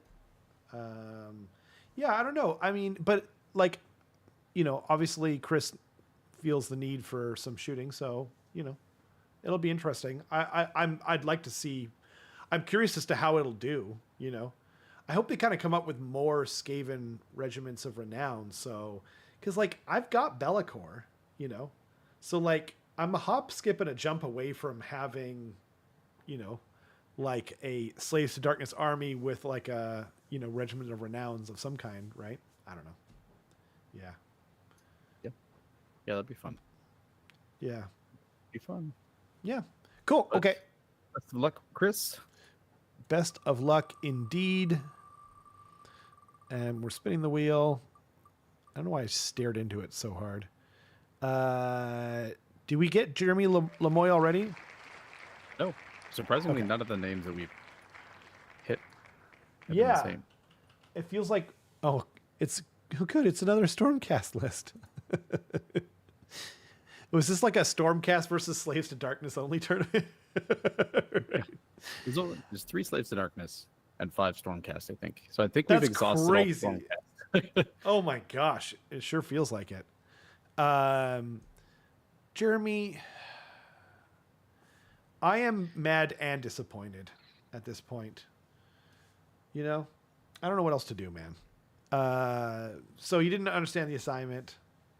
Someone let the man know. Yep. Yeah, that's true. So he's running the Lightning Echelon, which isn't that the one where the Stormdrake Guard can get the fight first or something? I'm checking now. Lightning Echelon, yeah, or Extremist Chamber. Sorry. Roll a 3-up. That unit has strike first the rest of the turn. And that's is that for monsters? Extremist Chamber units, which is Just all Extremist Chamber. So that would be. well, he picks one, and then on a 3-up it fights first, basically. No, for sure. I just meant like it applies to all of them. It's not like monster Extremist Chamber Yeah. or whatever. Okay. Okay. Yeah. Well, it would apply to the Stormdrake Guard here. And anything else? Is the Stormstrike Chariot maybe? Oh, I don't know.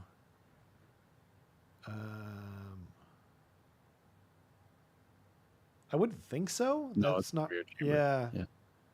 Yeah. What chamber is it? What warrior?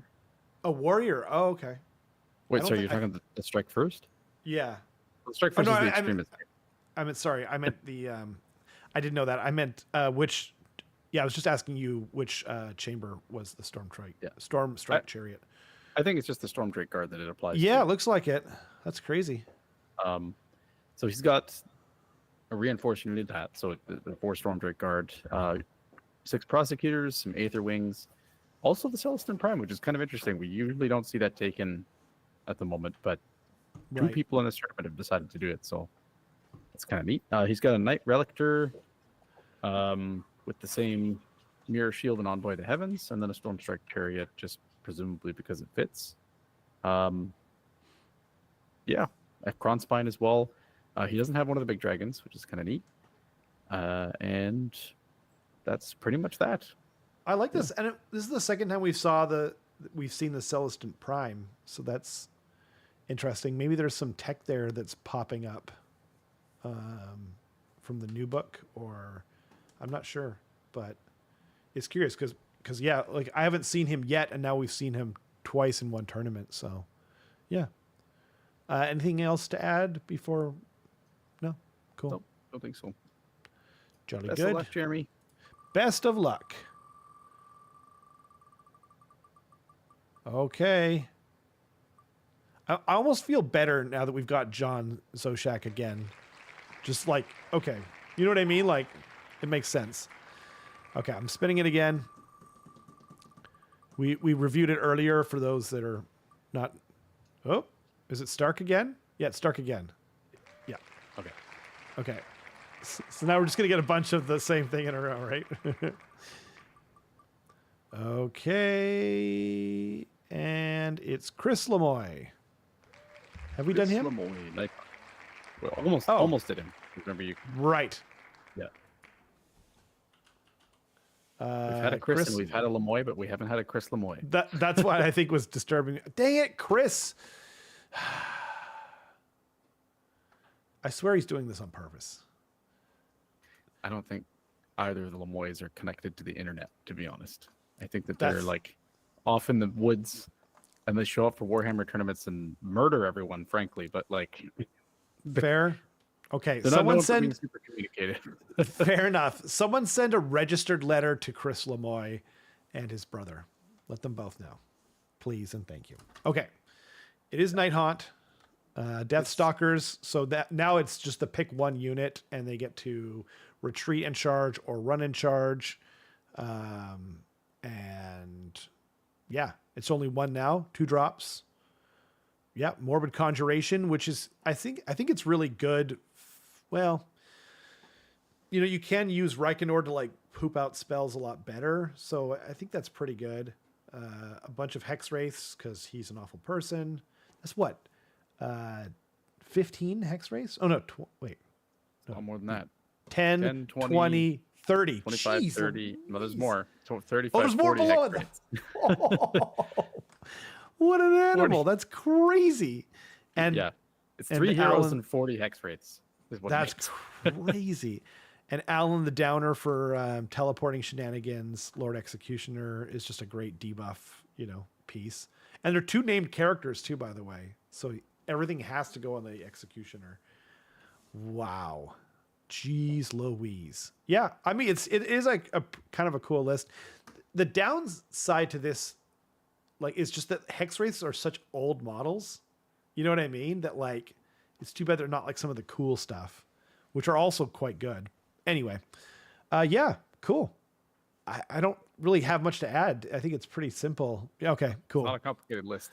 Yeah. No, and we didn't have to review the names, so on we go.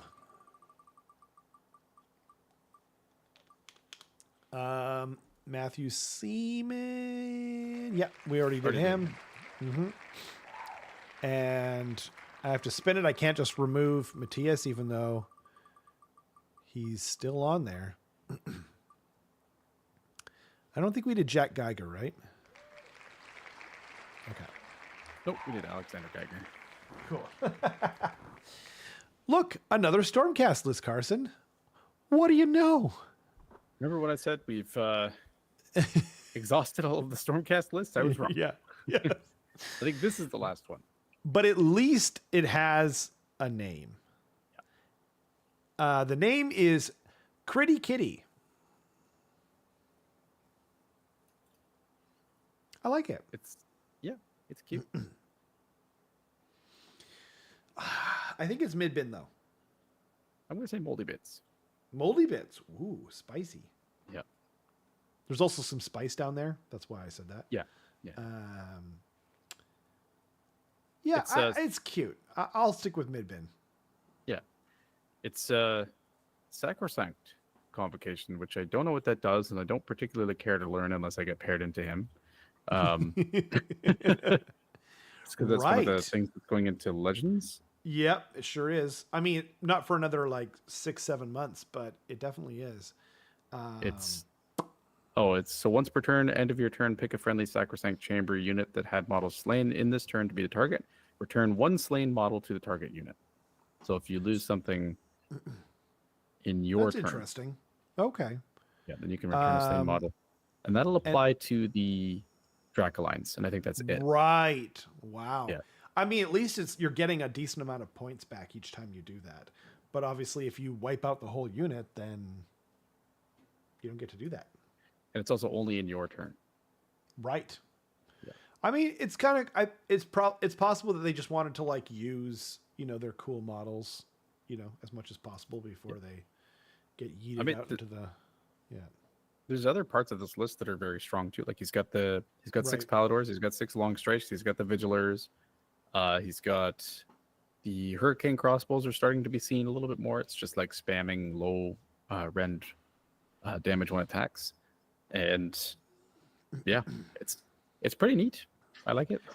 Yeah, I also see Astria Soulbright, which is the named evocator on Dracoline, and I knew what she did back in the day, but I have no freaking idea what she does now. But it's kind of cool to see. Yeah, I know there's an interesting combo that you can do with the Dracolines. I think, if I'm not mistaken, if they're on an objective, that if they're contesting an objective they don't control. Where is it? Celestial Dracolines.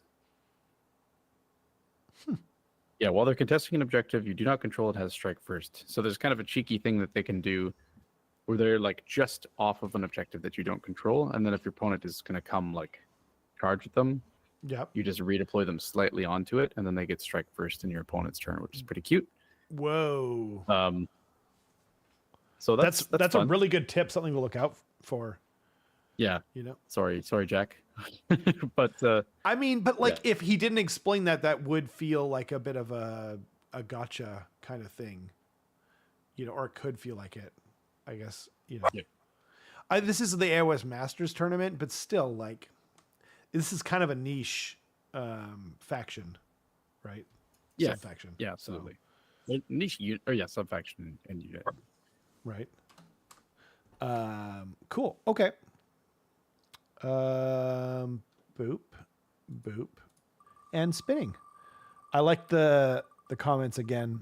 Could have at least made it night honk. Sure, like it would be low effort, but at least it would have been something, right, Keith? And then oof from Bryce saying not the hex wraith spam. Totally agreed. Charles Van Ness. Charles in charge of our. Oh yes, never mind. Well, okay. So Charles Van Ness is playing Slanesh. That's kind of, there's something there, but he did name it. He did. And it says FedEx says my list name is 2 days out. What? I don't know if he knows about the Canada Post strike, but if he does, this is gold. It really is. Yeah. It's good either way, to be honest. I'm going to say upper bin. I agree with that. Upper bin. Yeah. This is a good. Yeah. I hope everyone else likes it. I don't know anything about Slanesh. Do you? Yep. Okay, cool. This doesn't seem like a super complicated list. He's running Seeker Cavalcade, which just means that his cavalry can retreat and charge. Cool. So they can't really get pinned. Then the big thing about Slanesh is that they can pick units to have what's it called? To be euphoric, and that just gives them like crit 2 hits, and they can run and charge and run and shoot and stuff like that. He's got the Shard Speaker of Slanesh, which I don't exactly remember what that does, but he does have 40 Bliss Barb Archers, which is mean, and he should feel bad. It's not fun, and you're lame. Wait, which one? Anyway, he has 40 Bliss Barb Archers, which is just like going to be like absolutely spamming shooting at people. And if they're euphoric, they're going to be dealing a lot of. It's going to be a lot of output. Does that work on shooting as well? The crit 2 hits? I believe so. Yeah. Whoa. You know what? Like, I'm not a Slanesh guy at all. They're one of my least favorite aesthetics. Obviously, that's a personal thing. But I feels like they really nailed the flavor of this one too, and I love seeing someone taking it. I'm cheering. I'm not cheering only for you, Charles, but I'm cheering for you. I think this is cool. Yeah. Yeah. It does apply to shooting as well. Damn, that's really awesome. Yeah, absolutely. Then the Slick Blade Seekers is just a reinforced unit of cavalry that can be retreating and charging. And the fast Keeper of Secrets. Yeah. Sorry? They're really fast too, right? So. Yeah, absolutely. Hellstriders, same thing, just 2 units of 5. Really good take the flanks, use like objective get crabbers and stuff like that. The Mask still has the like deployment phase, redeploy shenanigans thing, I think.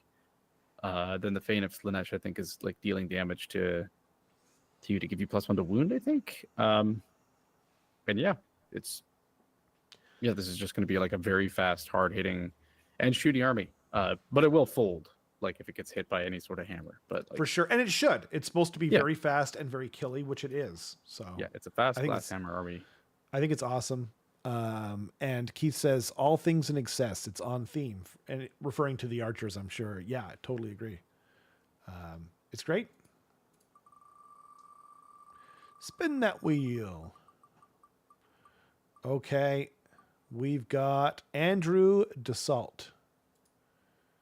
And anyone whose name I mispronounced this evening, I apologize in advance. I'm not really sorry, but I'm apologizing in advance. Okay. So Andrew Dassault, he's playing Deepkin, and it says, whereupon Andrew, in seeking to avoid imposter syndrome, pretends to be Hazel Moon. This list name is insane, and I'm kind of here for it. Yep. Hazel Moon is a very famous player from the UK. Very good player. So that's probably what this is coming from. Right. Yeah. But I don't know. Yeah. I like it. It's upper mid bid for me. Yeah, I think so. Yeah. What we call upper crust sometimes. Upper crust. That's right. Yeah. It's like half-eaten cheese in there. Yeah. Like the holes aren't all from like the Swiss part of the Swiss cheese. It's like maybe some rats have got into it, you know? Yeah, exactly. Yeah. And sometimes that's nice. Yeah. You know? It adds a little umami rat flavor. Exactly. Yeah. Moving right along. So we've got, I don't see a sub-faction here. But with all these eels, I'm assuming it's going to be Beastmaster. Volturnos, King of the Deep, Leviathan, Ishlian Guard. Like, there's nothing really Armor of the Sithai and Ancient Pride on the aspect of the Storm. And then, a few more Ishlian Guard, I should say, and a chunk of Morsar. It's just kind of like it's very standard, very normal Deepkin list. It's the Beastmasters, by the way, is +1 to the attack rolls on the mounts. So yeah, it definitely helps the Morsar and the Ishlian. I believe the Leviathan is already hitting on. Oh no, it's wounding on 2s. So I think that would affect it as well, and be good. But yeah, pretty cool. I do like the list name. Yeah, upper crust, solid upper crust. Okay. Who we got now? Let's see. Yeah, Bryce. I never know if it's Coppin or Copin. I think it's Coppin. He's Coppin. Never mind. I'm not going to finish that. I made that joke last week. Did you? Dare steal my joke. I didn't remember that. Oh, geez. Okay. Bryce Coppin. We did actually talk about this list last week too. Did we? Okay. Yeah, but the name has changed. The name has changed, and it has like asterisks around it. It just says "Old Man teleport 6 inches behind you." Is this Cities of Sigmar? Oh, it is. Yeah. Yep. Okay. 4 drops. Wow.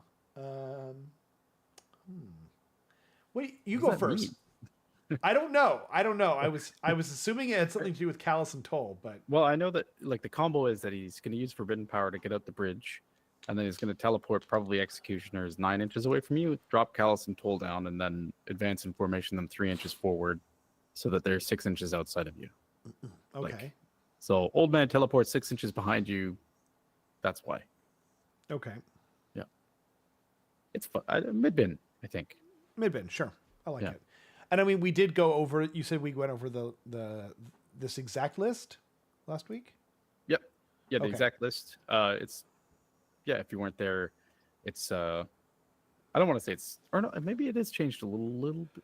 Or no, I don't think it has. Basically, it's 40 Executioners, which are just like crazy damage output. They can be teleporting and doing that combo that I just said.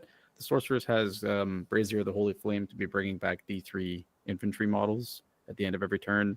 There's a Rune Lord with 20 Hammerers, which are going to be on a 3-up, 5-up. They can be -1 to wound, -1 to hit with the prayer.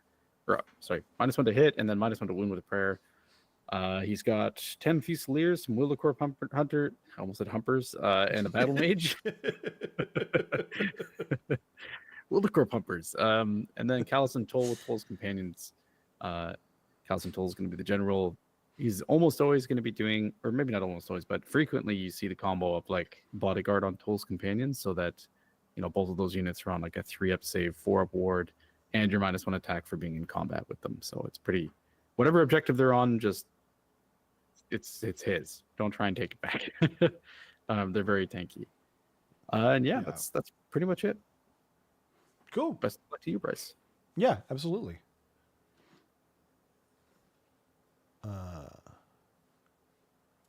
Okay.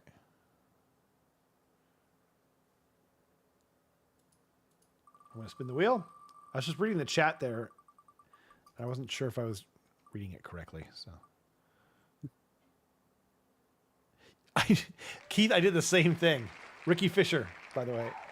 When you were reading the list, my camera just like moved me so that like my head was like halfway through the line on the right here.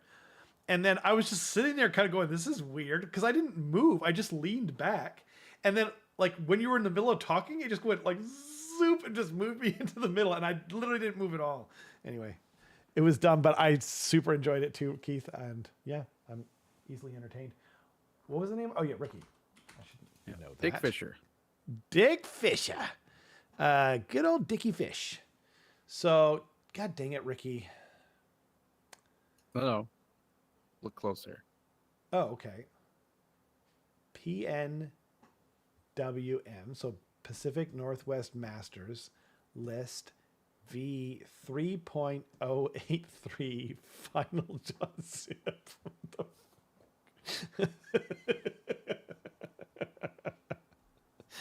Oh, man.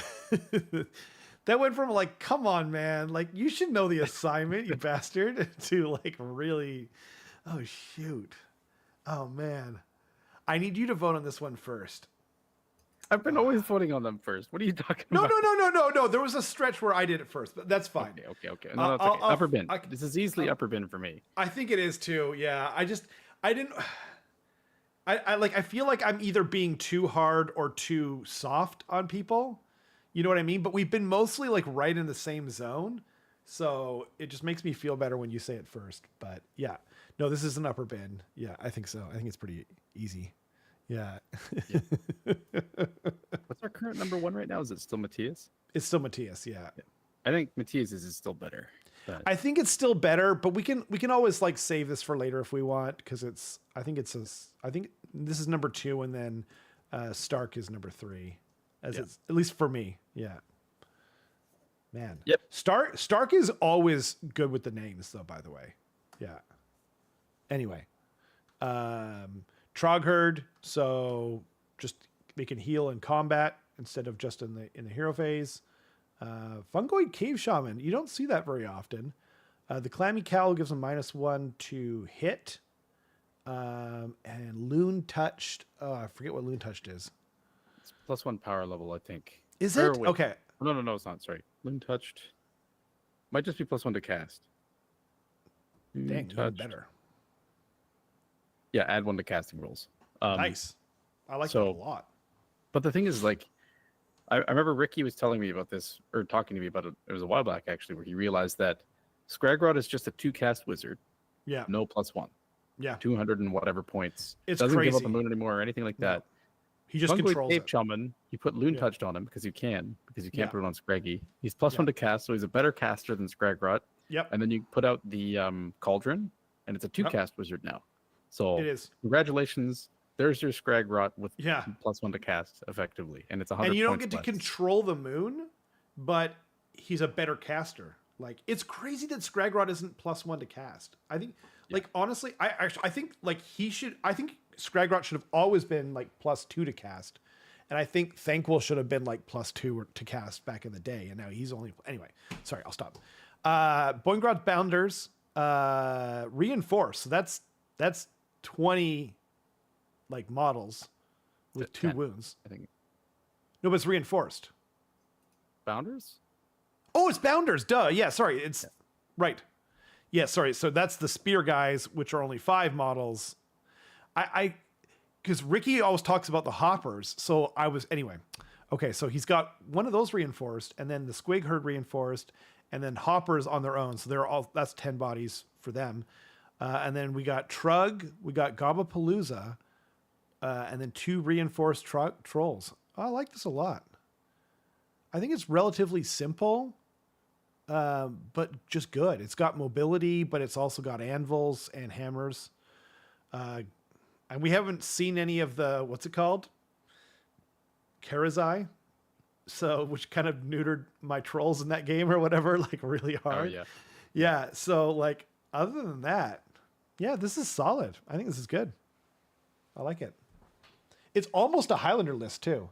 If it just didn't have 2 units of rock guts, it would be a Highlander list, but it's okay. Yeah. No one's perfect. Yeah. Wait, sorry, am I saving this list name? I guess it's not necessary. No, I think it's We know Matthias is first still. Yeah, it's very good. Talk about biased.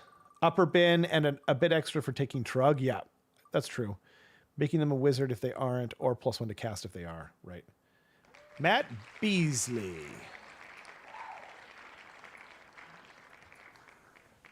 Woo. Okay. I see he's playing Dimensional Cascade, and that's also his. So he's playing Skaven, which makes him automatically the person I'm cheering for the most. The list name is This Cheese is Still Good. It's very good. Okay. Is it very good? It's good. I'm giving it a mid-bid. Yes. I was actually going to say, as the Skaven player, I feel like I should say it first. Oh, no. But too late. Too late. No, I clearly too late. Yeah, I'll say mid-bin as well. I like it, though. This cheese is still good. It's like he's going through your trash. He's like, it's still good. You know? Like he picked it off the top of the bin, almost, one might say. That's fair. Maybe it's also a joke about how this is his WCW list, and he's like, it's still good. Oh, that's true. Yeah. That's true. I like it. I'm going to say upper crust. I am biased. Yeah, I'm going to openly admit to my bias, but yeah. Fair. Okay, so we got Skaven, we got Warp Cog, which is the aforementioned +1 to wound in the shooting phase unless you roll a 6, which you get, in addition to that, you would get an additional Pip of Rend, or 1, you get neither of those things and you take D3 mortal wounds. Forbidden Power, which is great for teleportation, as discussed previously. Thanquol has to be the general because he's a named character. He's a 2-cast wizard on a +1. 2 units of Clan Rats, unit of Night Runners, which are great for pre-game moves. a unit of reinforced rattling guns, which are like the thing that makes Skaven like, usable right now, and a warp seer with foul hide and scurry away, making him harder to kill. Also a 2-cast wizard, and also like some great utility. I've always liked the warp seer. I'm glad. I'm sure it was just all me convincing Matt to take him, of course. And plague monks, and another thing of rattling guns for a total of 12. It's just a freaking awesome list, to be honest. Yeah, the only thing I don't like about it is that it takes night runners, and there's still the old ugly monkey rat dog models. But the list is fantastic. It's got just a little. They're a bit good of unit, everything. though. They're a great unit. Like I'm just waiting for them to resculpt. Like I think it has to happen. Like they must have left them in there for some crazy reason that's just like totally inexplicable to me. I'm hoping it's going to be like a Warcry warband, and then that's they're just going to say, okay, you can throw out your old stupid ugly old Night Runner models now. Finally. Anyway, yeah. I mean, we have talked about this list before. It's a 2-drop. It's awesome. It's really good. Anything to add? Cool. No, nothing for me. Playing a cheesy list. All right. That's true. Best of luck, Matt, even though I know you won't need it. That's Because true. you're going to murder all of us. He is the current PNW master, actually. That's true. Defending champ. Speaking of another master baiter, we got Carson Whitlock, everyone. Okay. So I changed my list name. Okay. It's not Magnificent Bastards anymore. Okay. I'm just going to stay silent Okay. and let you and the chat decide. Okay. Oh my goodness. This is too much pressure. Slaves to Darkness. And the list name is Here I Stand While Stormcast Peaks. The maps are spread, as are my cheeks. God damn. You piece of crap. That's freaking godlike. A little like iambic pentameter rhyming scheme. Oh man, I think this might be my favorite. Okay, I have to like I know I can count on you for at least a pretty darn good list name, right? Other than Magnificent Bastards, which is clear pandering and totally allowed. But like it doesn't look good if you win the thing. You know what I mean? Like I can't cheer for you. Okay. I don't know. Let the chat decide. I already see a 5-0 from Ludovicus. I do. I see a 5-0 too. It's at least a 5-0. It's at least a 5-0 to be honest. Like I don't want to give it a 5-0, but it's at least a 5-0. Matthias's. I'm going to read Matthias's again because we have to figure this out. Haven't you always hated the feeling of your bones in your skin? Don't the sharp edges, rough exterior, and ugly white color just ruin your day? Well, no more. Boney Mays here, and we got the lowest tide solutions in the realms. Or, here I stand, while Stormcast peaks. The maps are spread, as are my cheeks. Yeah, Stark said too, you cheeky bastard, 5-0, my damn heart. Yeah. Like, not only is it a 5-0, I think it's the best one so far. And that frustrates me, Carson. You need to, like... Wait, what do you mean by best one so far? What do you mean by that? I think it's the best list name so far. I think it beats Matthias's, too. Yeah. You're saying I could take this home? I think you could take it home. And I think it's like a 6-0. I actually think it's a 6-0 in my heart. Like, it's clearly... Like... Matthias's was really, really good, but it is a little long. And then on top of that, I like how serious we are discussing this, but on top of that, it was also, we were like, I'm pretty sure it's a 5-0. You know what I mean? Whereas a 6-0 is like, it's clearly, we know it's going to be in the top of list names. And this is easily that. This is one of the best ones I've ever heard. Because just the rhyming scheme and like, yeah. I tried to keep it relevant to the tournament. I went through everyone's names and I was like, what are they going to... I came up with like a little pre-prediction that I posted in the PNW chat a little bit ago. And I originally I thought there was going to be 7 Stormcast players, not just 5. And so it's just like, all right, all these maps are spread, and there's going to be 7 Stormcast. I have to write a list name that relates to this somehow, and this was it. Well, and like you didn't know, but like some kind of freaking oracle. It, as the chat pointed out, it has the Butt Carson, like Cheeks meme connection that got invented somehow during the stream, and yet you somehow referenced it. Butt Carbson has Matthias built. Less words equals more gooder. Eloquently said, Keith. I really like that. Beat. Yeah, that makes more sense. 5-0-1. Honestly, it's one of the best list names I've ever heard. I like it so much. Because, like, it starts off, like, and I knew, knowing Carson, that it wasn't going to stay like this sort of poetic, you know what I mean? Like, picturesque sort of poem. But, yeah. No, I mean, I'm sorry, it's a 6-0. I'm disappointed as well. I'll keep Matthias's up, you know. But yeah. Do you want to explain your list? I mean, you already did. Oh yeah, that's part of the show too. My bad. Yeah. Oh yeah, I explained it last week for Richmond reroll. It's a 1-drop. It's got Eternus and the Vortex Beast, and then the other 3 obligatory units. Yeah, it's fun. It runs through some people and it bounces off others, and doesn't do particularly great at spread maps, which is what this mission pack is. But c'est la vie. We'll see what happens.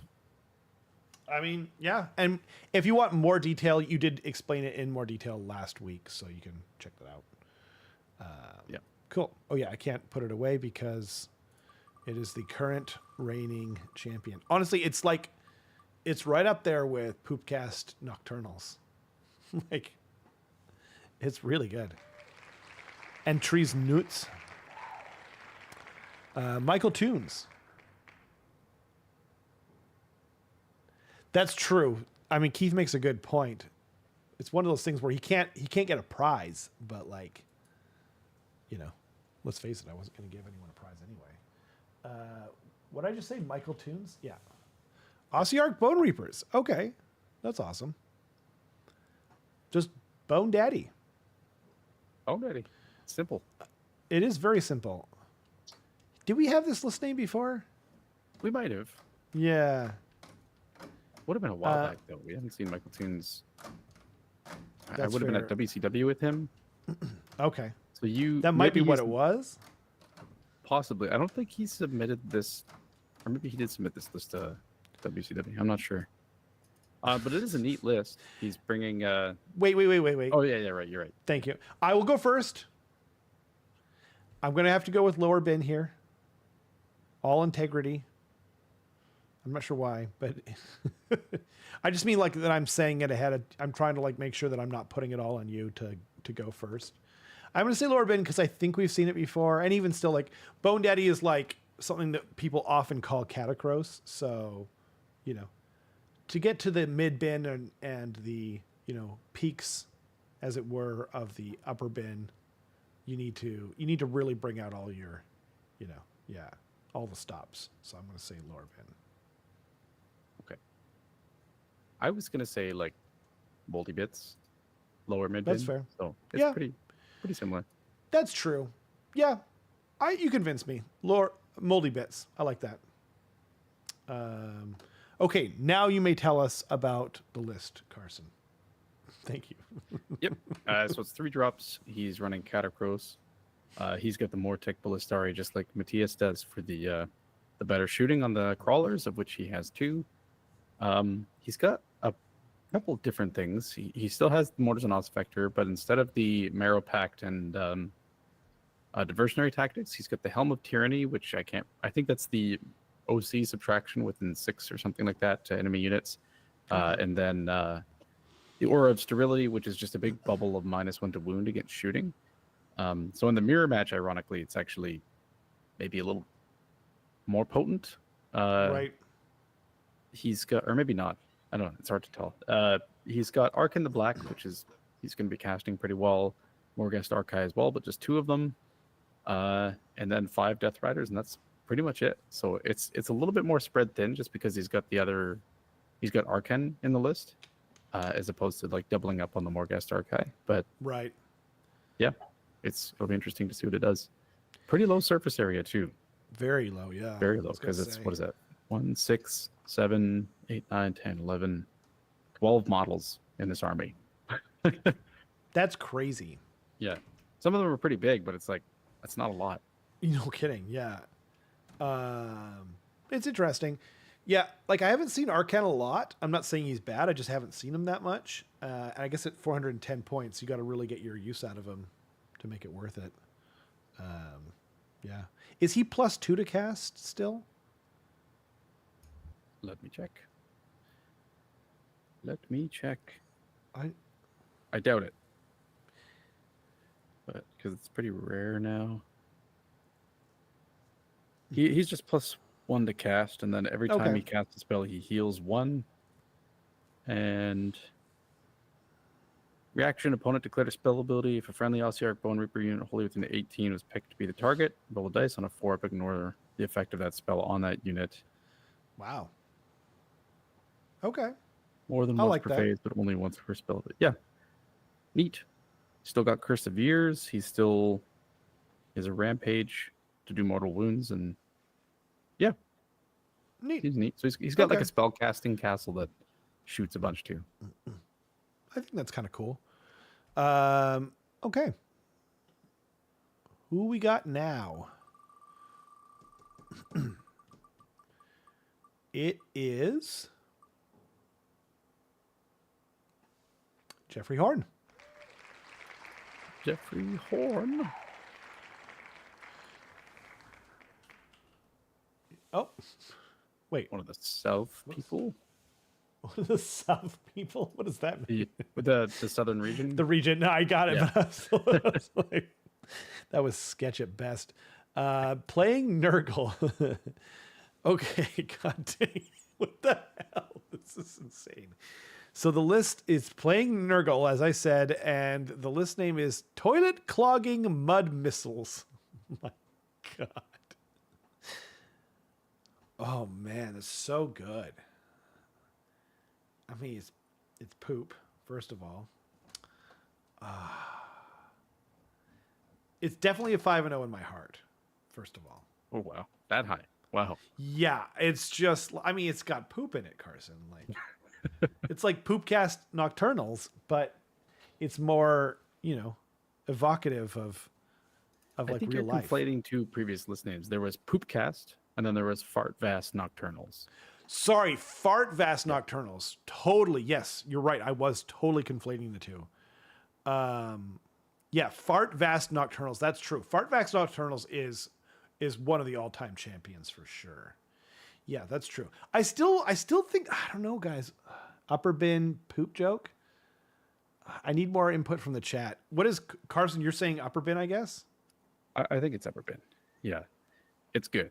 It's very good. It's maybe somewhere between upper bin and 5-0, but yeah, I don't know that it's like a direct 5-0. Okay, is it better than Matthias's? No, I don't think so. Yeah, it's pretty good though. I think you're right, but I think, man, but like Matthias is a club mate, friend of the channel, been on the channel many times, and you two, like this is feeling kind of suspect, Just go with your heart. Okay, I'm going to say it's my third favorite. Okay. Yeah, okay. I'm going to give it a 5-0 in my after? heart though. And then Stark, yeah, is fourth. I have to. I mean, it's like they knew me. Lance says 5-0, but I'm biased. I mean, it's his club. His club. Oh, it's your club? Gordon's? Yeah, Yeah. I mean, I think it's definitely a 5-0 for me. But yeah, but I'll say third place overall. Stark says, yeah, good point. Boo Matthias. He gets that a lot. Don't worry about it. Yeah. Okay, well, we should definitely go over this list because we finally have something that's not Stormcast or Slaves to Darkness. So that's really exciting. Yeah. Yeah. So this is the Taliban of Nurgle, which just does extra disease, battle round 2 onward, I think. Cool. He's got the Morbid Conjuration. He's got Rodigus, which I think is the only source of +1 to cast in the army. Dang. He's got a Sloppy Bile Piper, which could be applying debuffs and other things in the combat. By the way, Rodigus is the named Great Unclean one for those that aren't, who are new to this army, which is kind of why we're doing this. Which means he has 2 Great Unclean ones in the army. Yeah. Yeah, he does. Yeah, that's very true. He's got the Sloppy Bile Piper, which is going to be applying buffs and debuffs to the Nurgle or the demon units. Great Unclean one, as Rob said, has the Wither Staff, which I think hands out a strike last in your opponent's turn. Oh, If cool. I'm not mistaken, if you charge into him. Then I can't remember what Grandfather's Blessing does, but while I look that up, the Plague Drones are just going to be like objective and tactic goobers, some Plague Bearers as screens, and both of those can be brought back by the Great Unclean one as well, I think on a 4-up. Right. The Grandfather's Blessing. If this unit is in combat with a diseased enemy unit, heal D6 this unit at the end of the turn. So that's pretty nice. Great Unclean ones are super hard to kill, so there's a very good chance that he's going to be in combat with something diseased. Then he's got Horticulus Slimux, which can be bringing out more of the trees. more of the trees, and then also bringing back Beasts of Nurgle. Yeah. Which and he's such an awesome freaking model. I love that he's like kind of usable. Like a snail. Yeah. He's like a weird guy on a snail. So cool. Yeah, and then the Beasts of Nurgle are pretty funky. They have like they effectively have run and charge, I think, because they have like an ability on their War Scroll. Beasts of Nurgle, they have an ability on their War Scroll where if they're not in combat, they pick the closest enemy unit to be the target, and then they just roll 2d6, and then they can basically move towards that enemy unit, and they have to end within 1 inch of it instead of 0.5 inches. So it effectively has like a secret +1 to charge, which is kind of fun. Wow. So it's quite neat. It doesn't do a whole lot in combat, but it's just annoying, right? And they're gonna. Well, also, wouldn't that get around like if someone hits them with like a -1 to charge dice? Like, wouldn't that be? No, it's still a charge ability. Oh, is it? Okay. Yeah, core charge move, so that would still apply to that, I think. I see.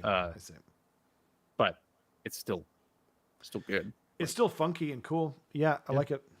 Cool. Awesome. I really like seeing different stuff. I liked seeing Slaanesh. I like seeing this. So, yeah, best of luck to Jeffrey. Yeah. He says Grandfather's Blessing was Worlds last year, right? Yeah, that's right. That's what I got from Atlanta last year.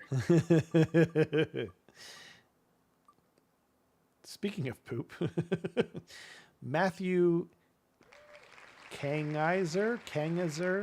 I'm sorry, Kangizer. Matthew. Kangizer. A lot of people just call him Kangi. Oh, I was going to call him Cankersore because I thought that's what he would want. Nope. Oh, okay. Don't think it is. Oh, okay. Love you, but I'm not sorry because you didn't name your list, didn't understand the assignment.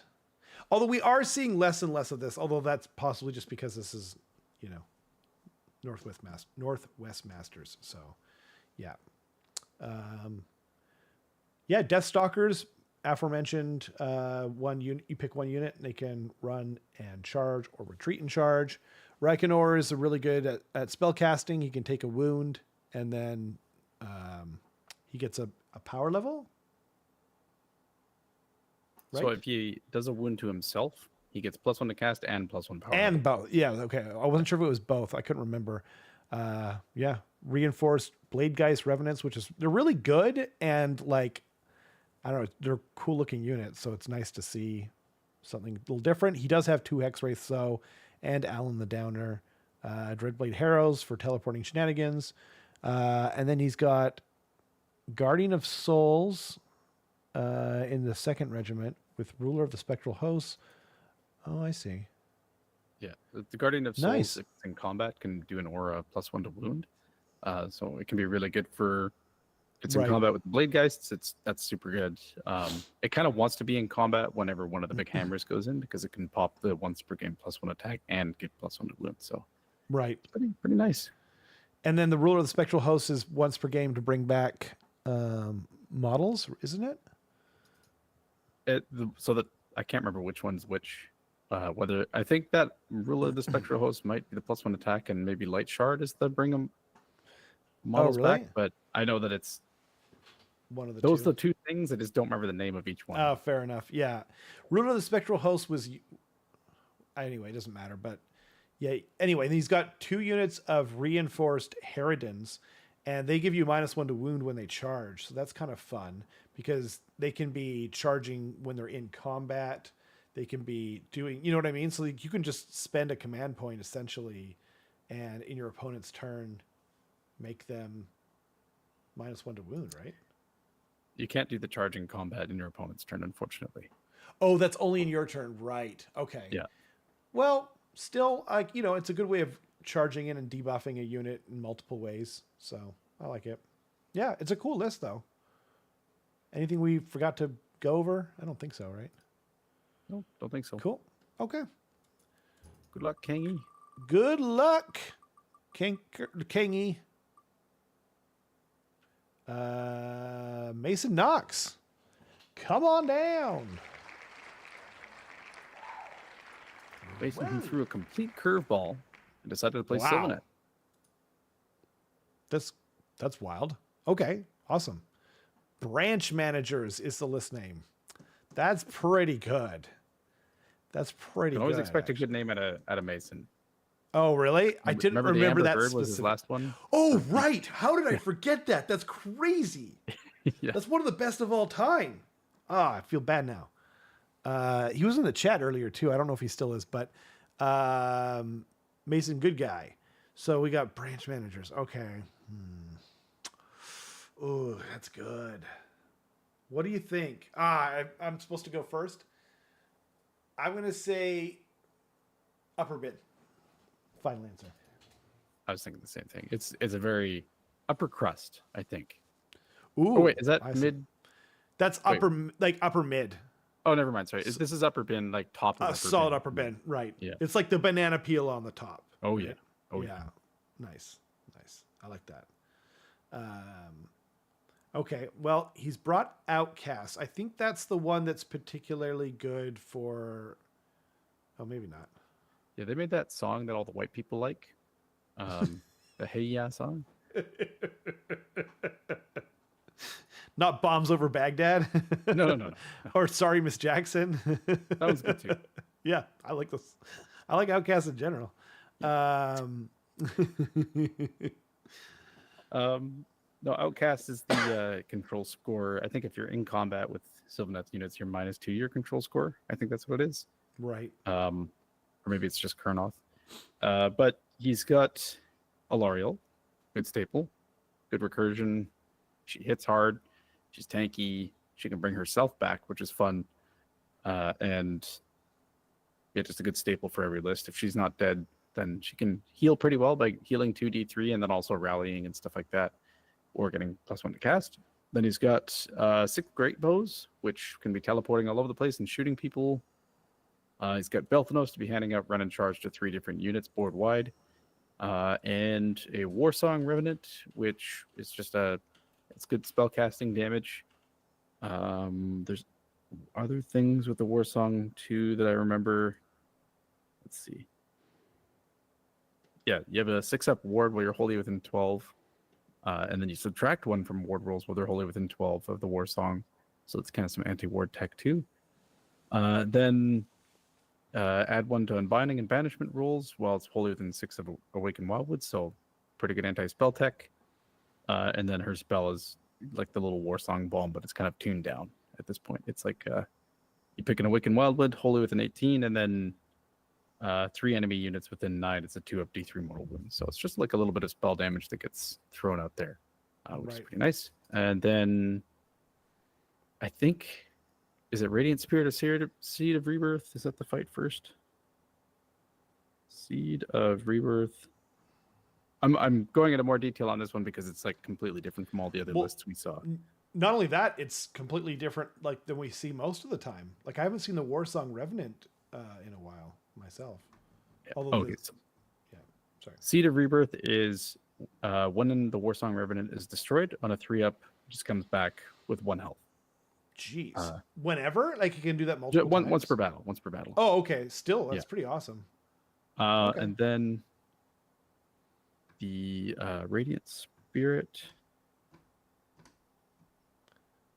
Radiant Spirit is, yeah, if a unit wholly within 12 inches of the Warsong Revenant is affected by a spell, on a 3-up, you ignore the effects of that spell. 3-up is solid. Yeah. So basically, the Warsong Revenant is just going to be sitting there, like, unbinding and like, banishing pretty well, and then being a big 12-inch bubble of less wards for you, more wards for me, and the spell shrug as well, which is pretty nice. And then he's got Sabers of Cinderfall, Callous and Toll for just like claiming an objective essentially. So also a pretty low surface area army too, but you know it has the tools to be hopping around and kind of hitting people on his terms. And this mission pack definitely favors Sylvaneth just because it's so spread. So yeah, it's solid. I like it. I totally agree. What was I gonna say? Oh yeah, right. What if the next time Mason takes this, right? What if the name of the list is Sylvaneth Outcasts and then Alarial 3000? Right?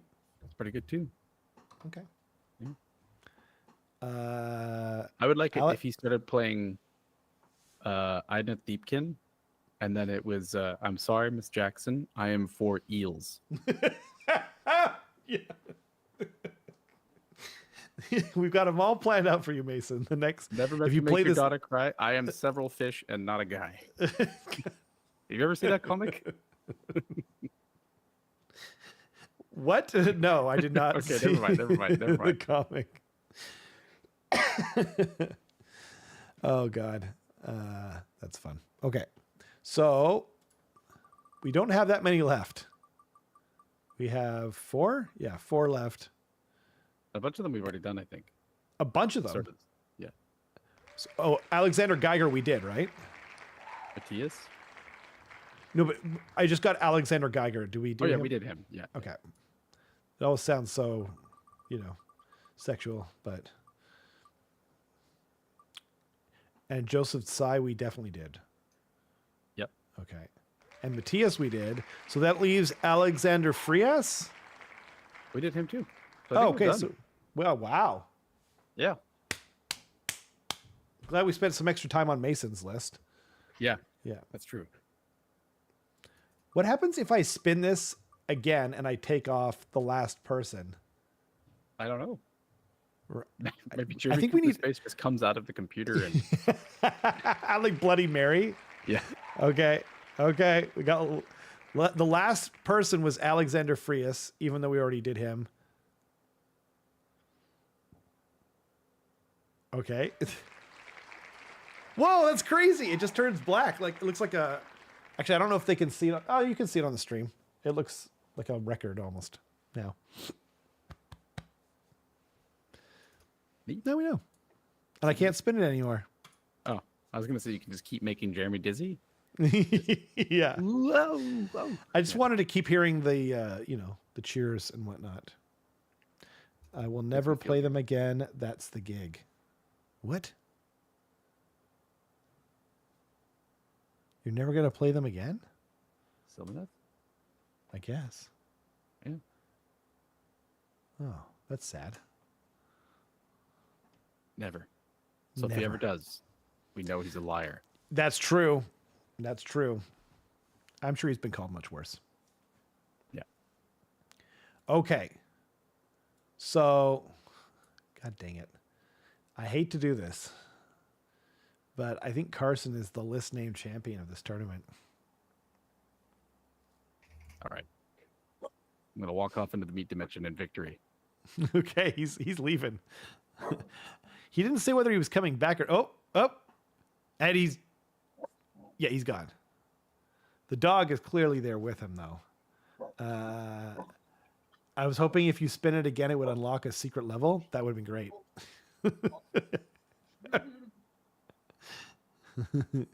Oh no! He's brought a beast back with him from the meat dimension.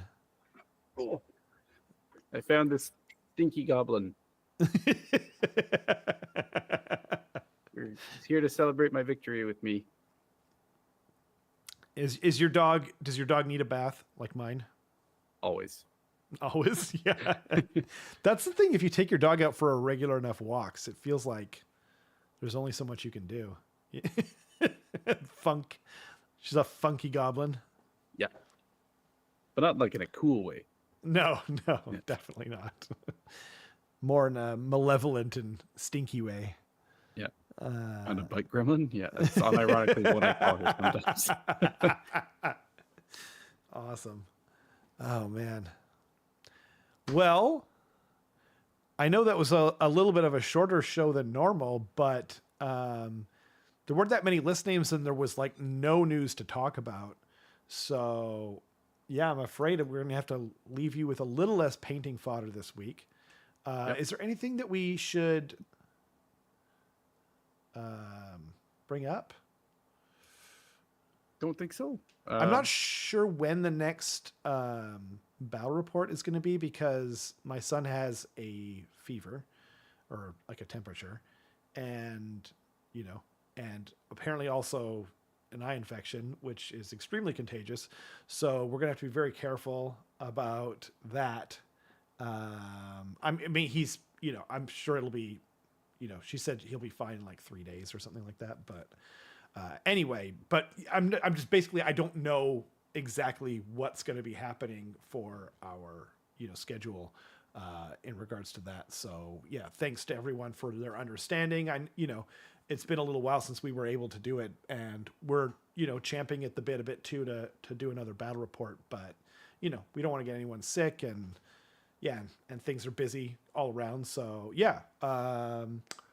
Yeah. Is there any, thanks, Tom. I appreciate that. Yeah. He's, it was not a great day for him, but luckily, through Carson's help, I was able to, take him out to the doctor and whatnot and still get the show, out there. Thanks to you guys for watching. Is there anything we forgot to add, Carson? No, I don't think so. Thanks so much to everyone for listening, and we'll report back on how the tournament goes next week. Yep. And yeah, I guess we'll see you guys next week. Bye-bye.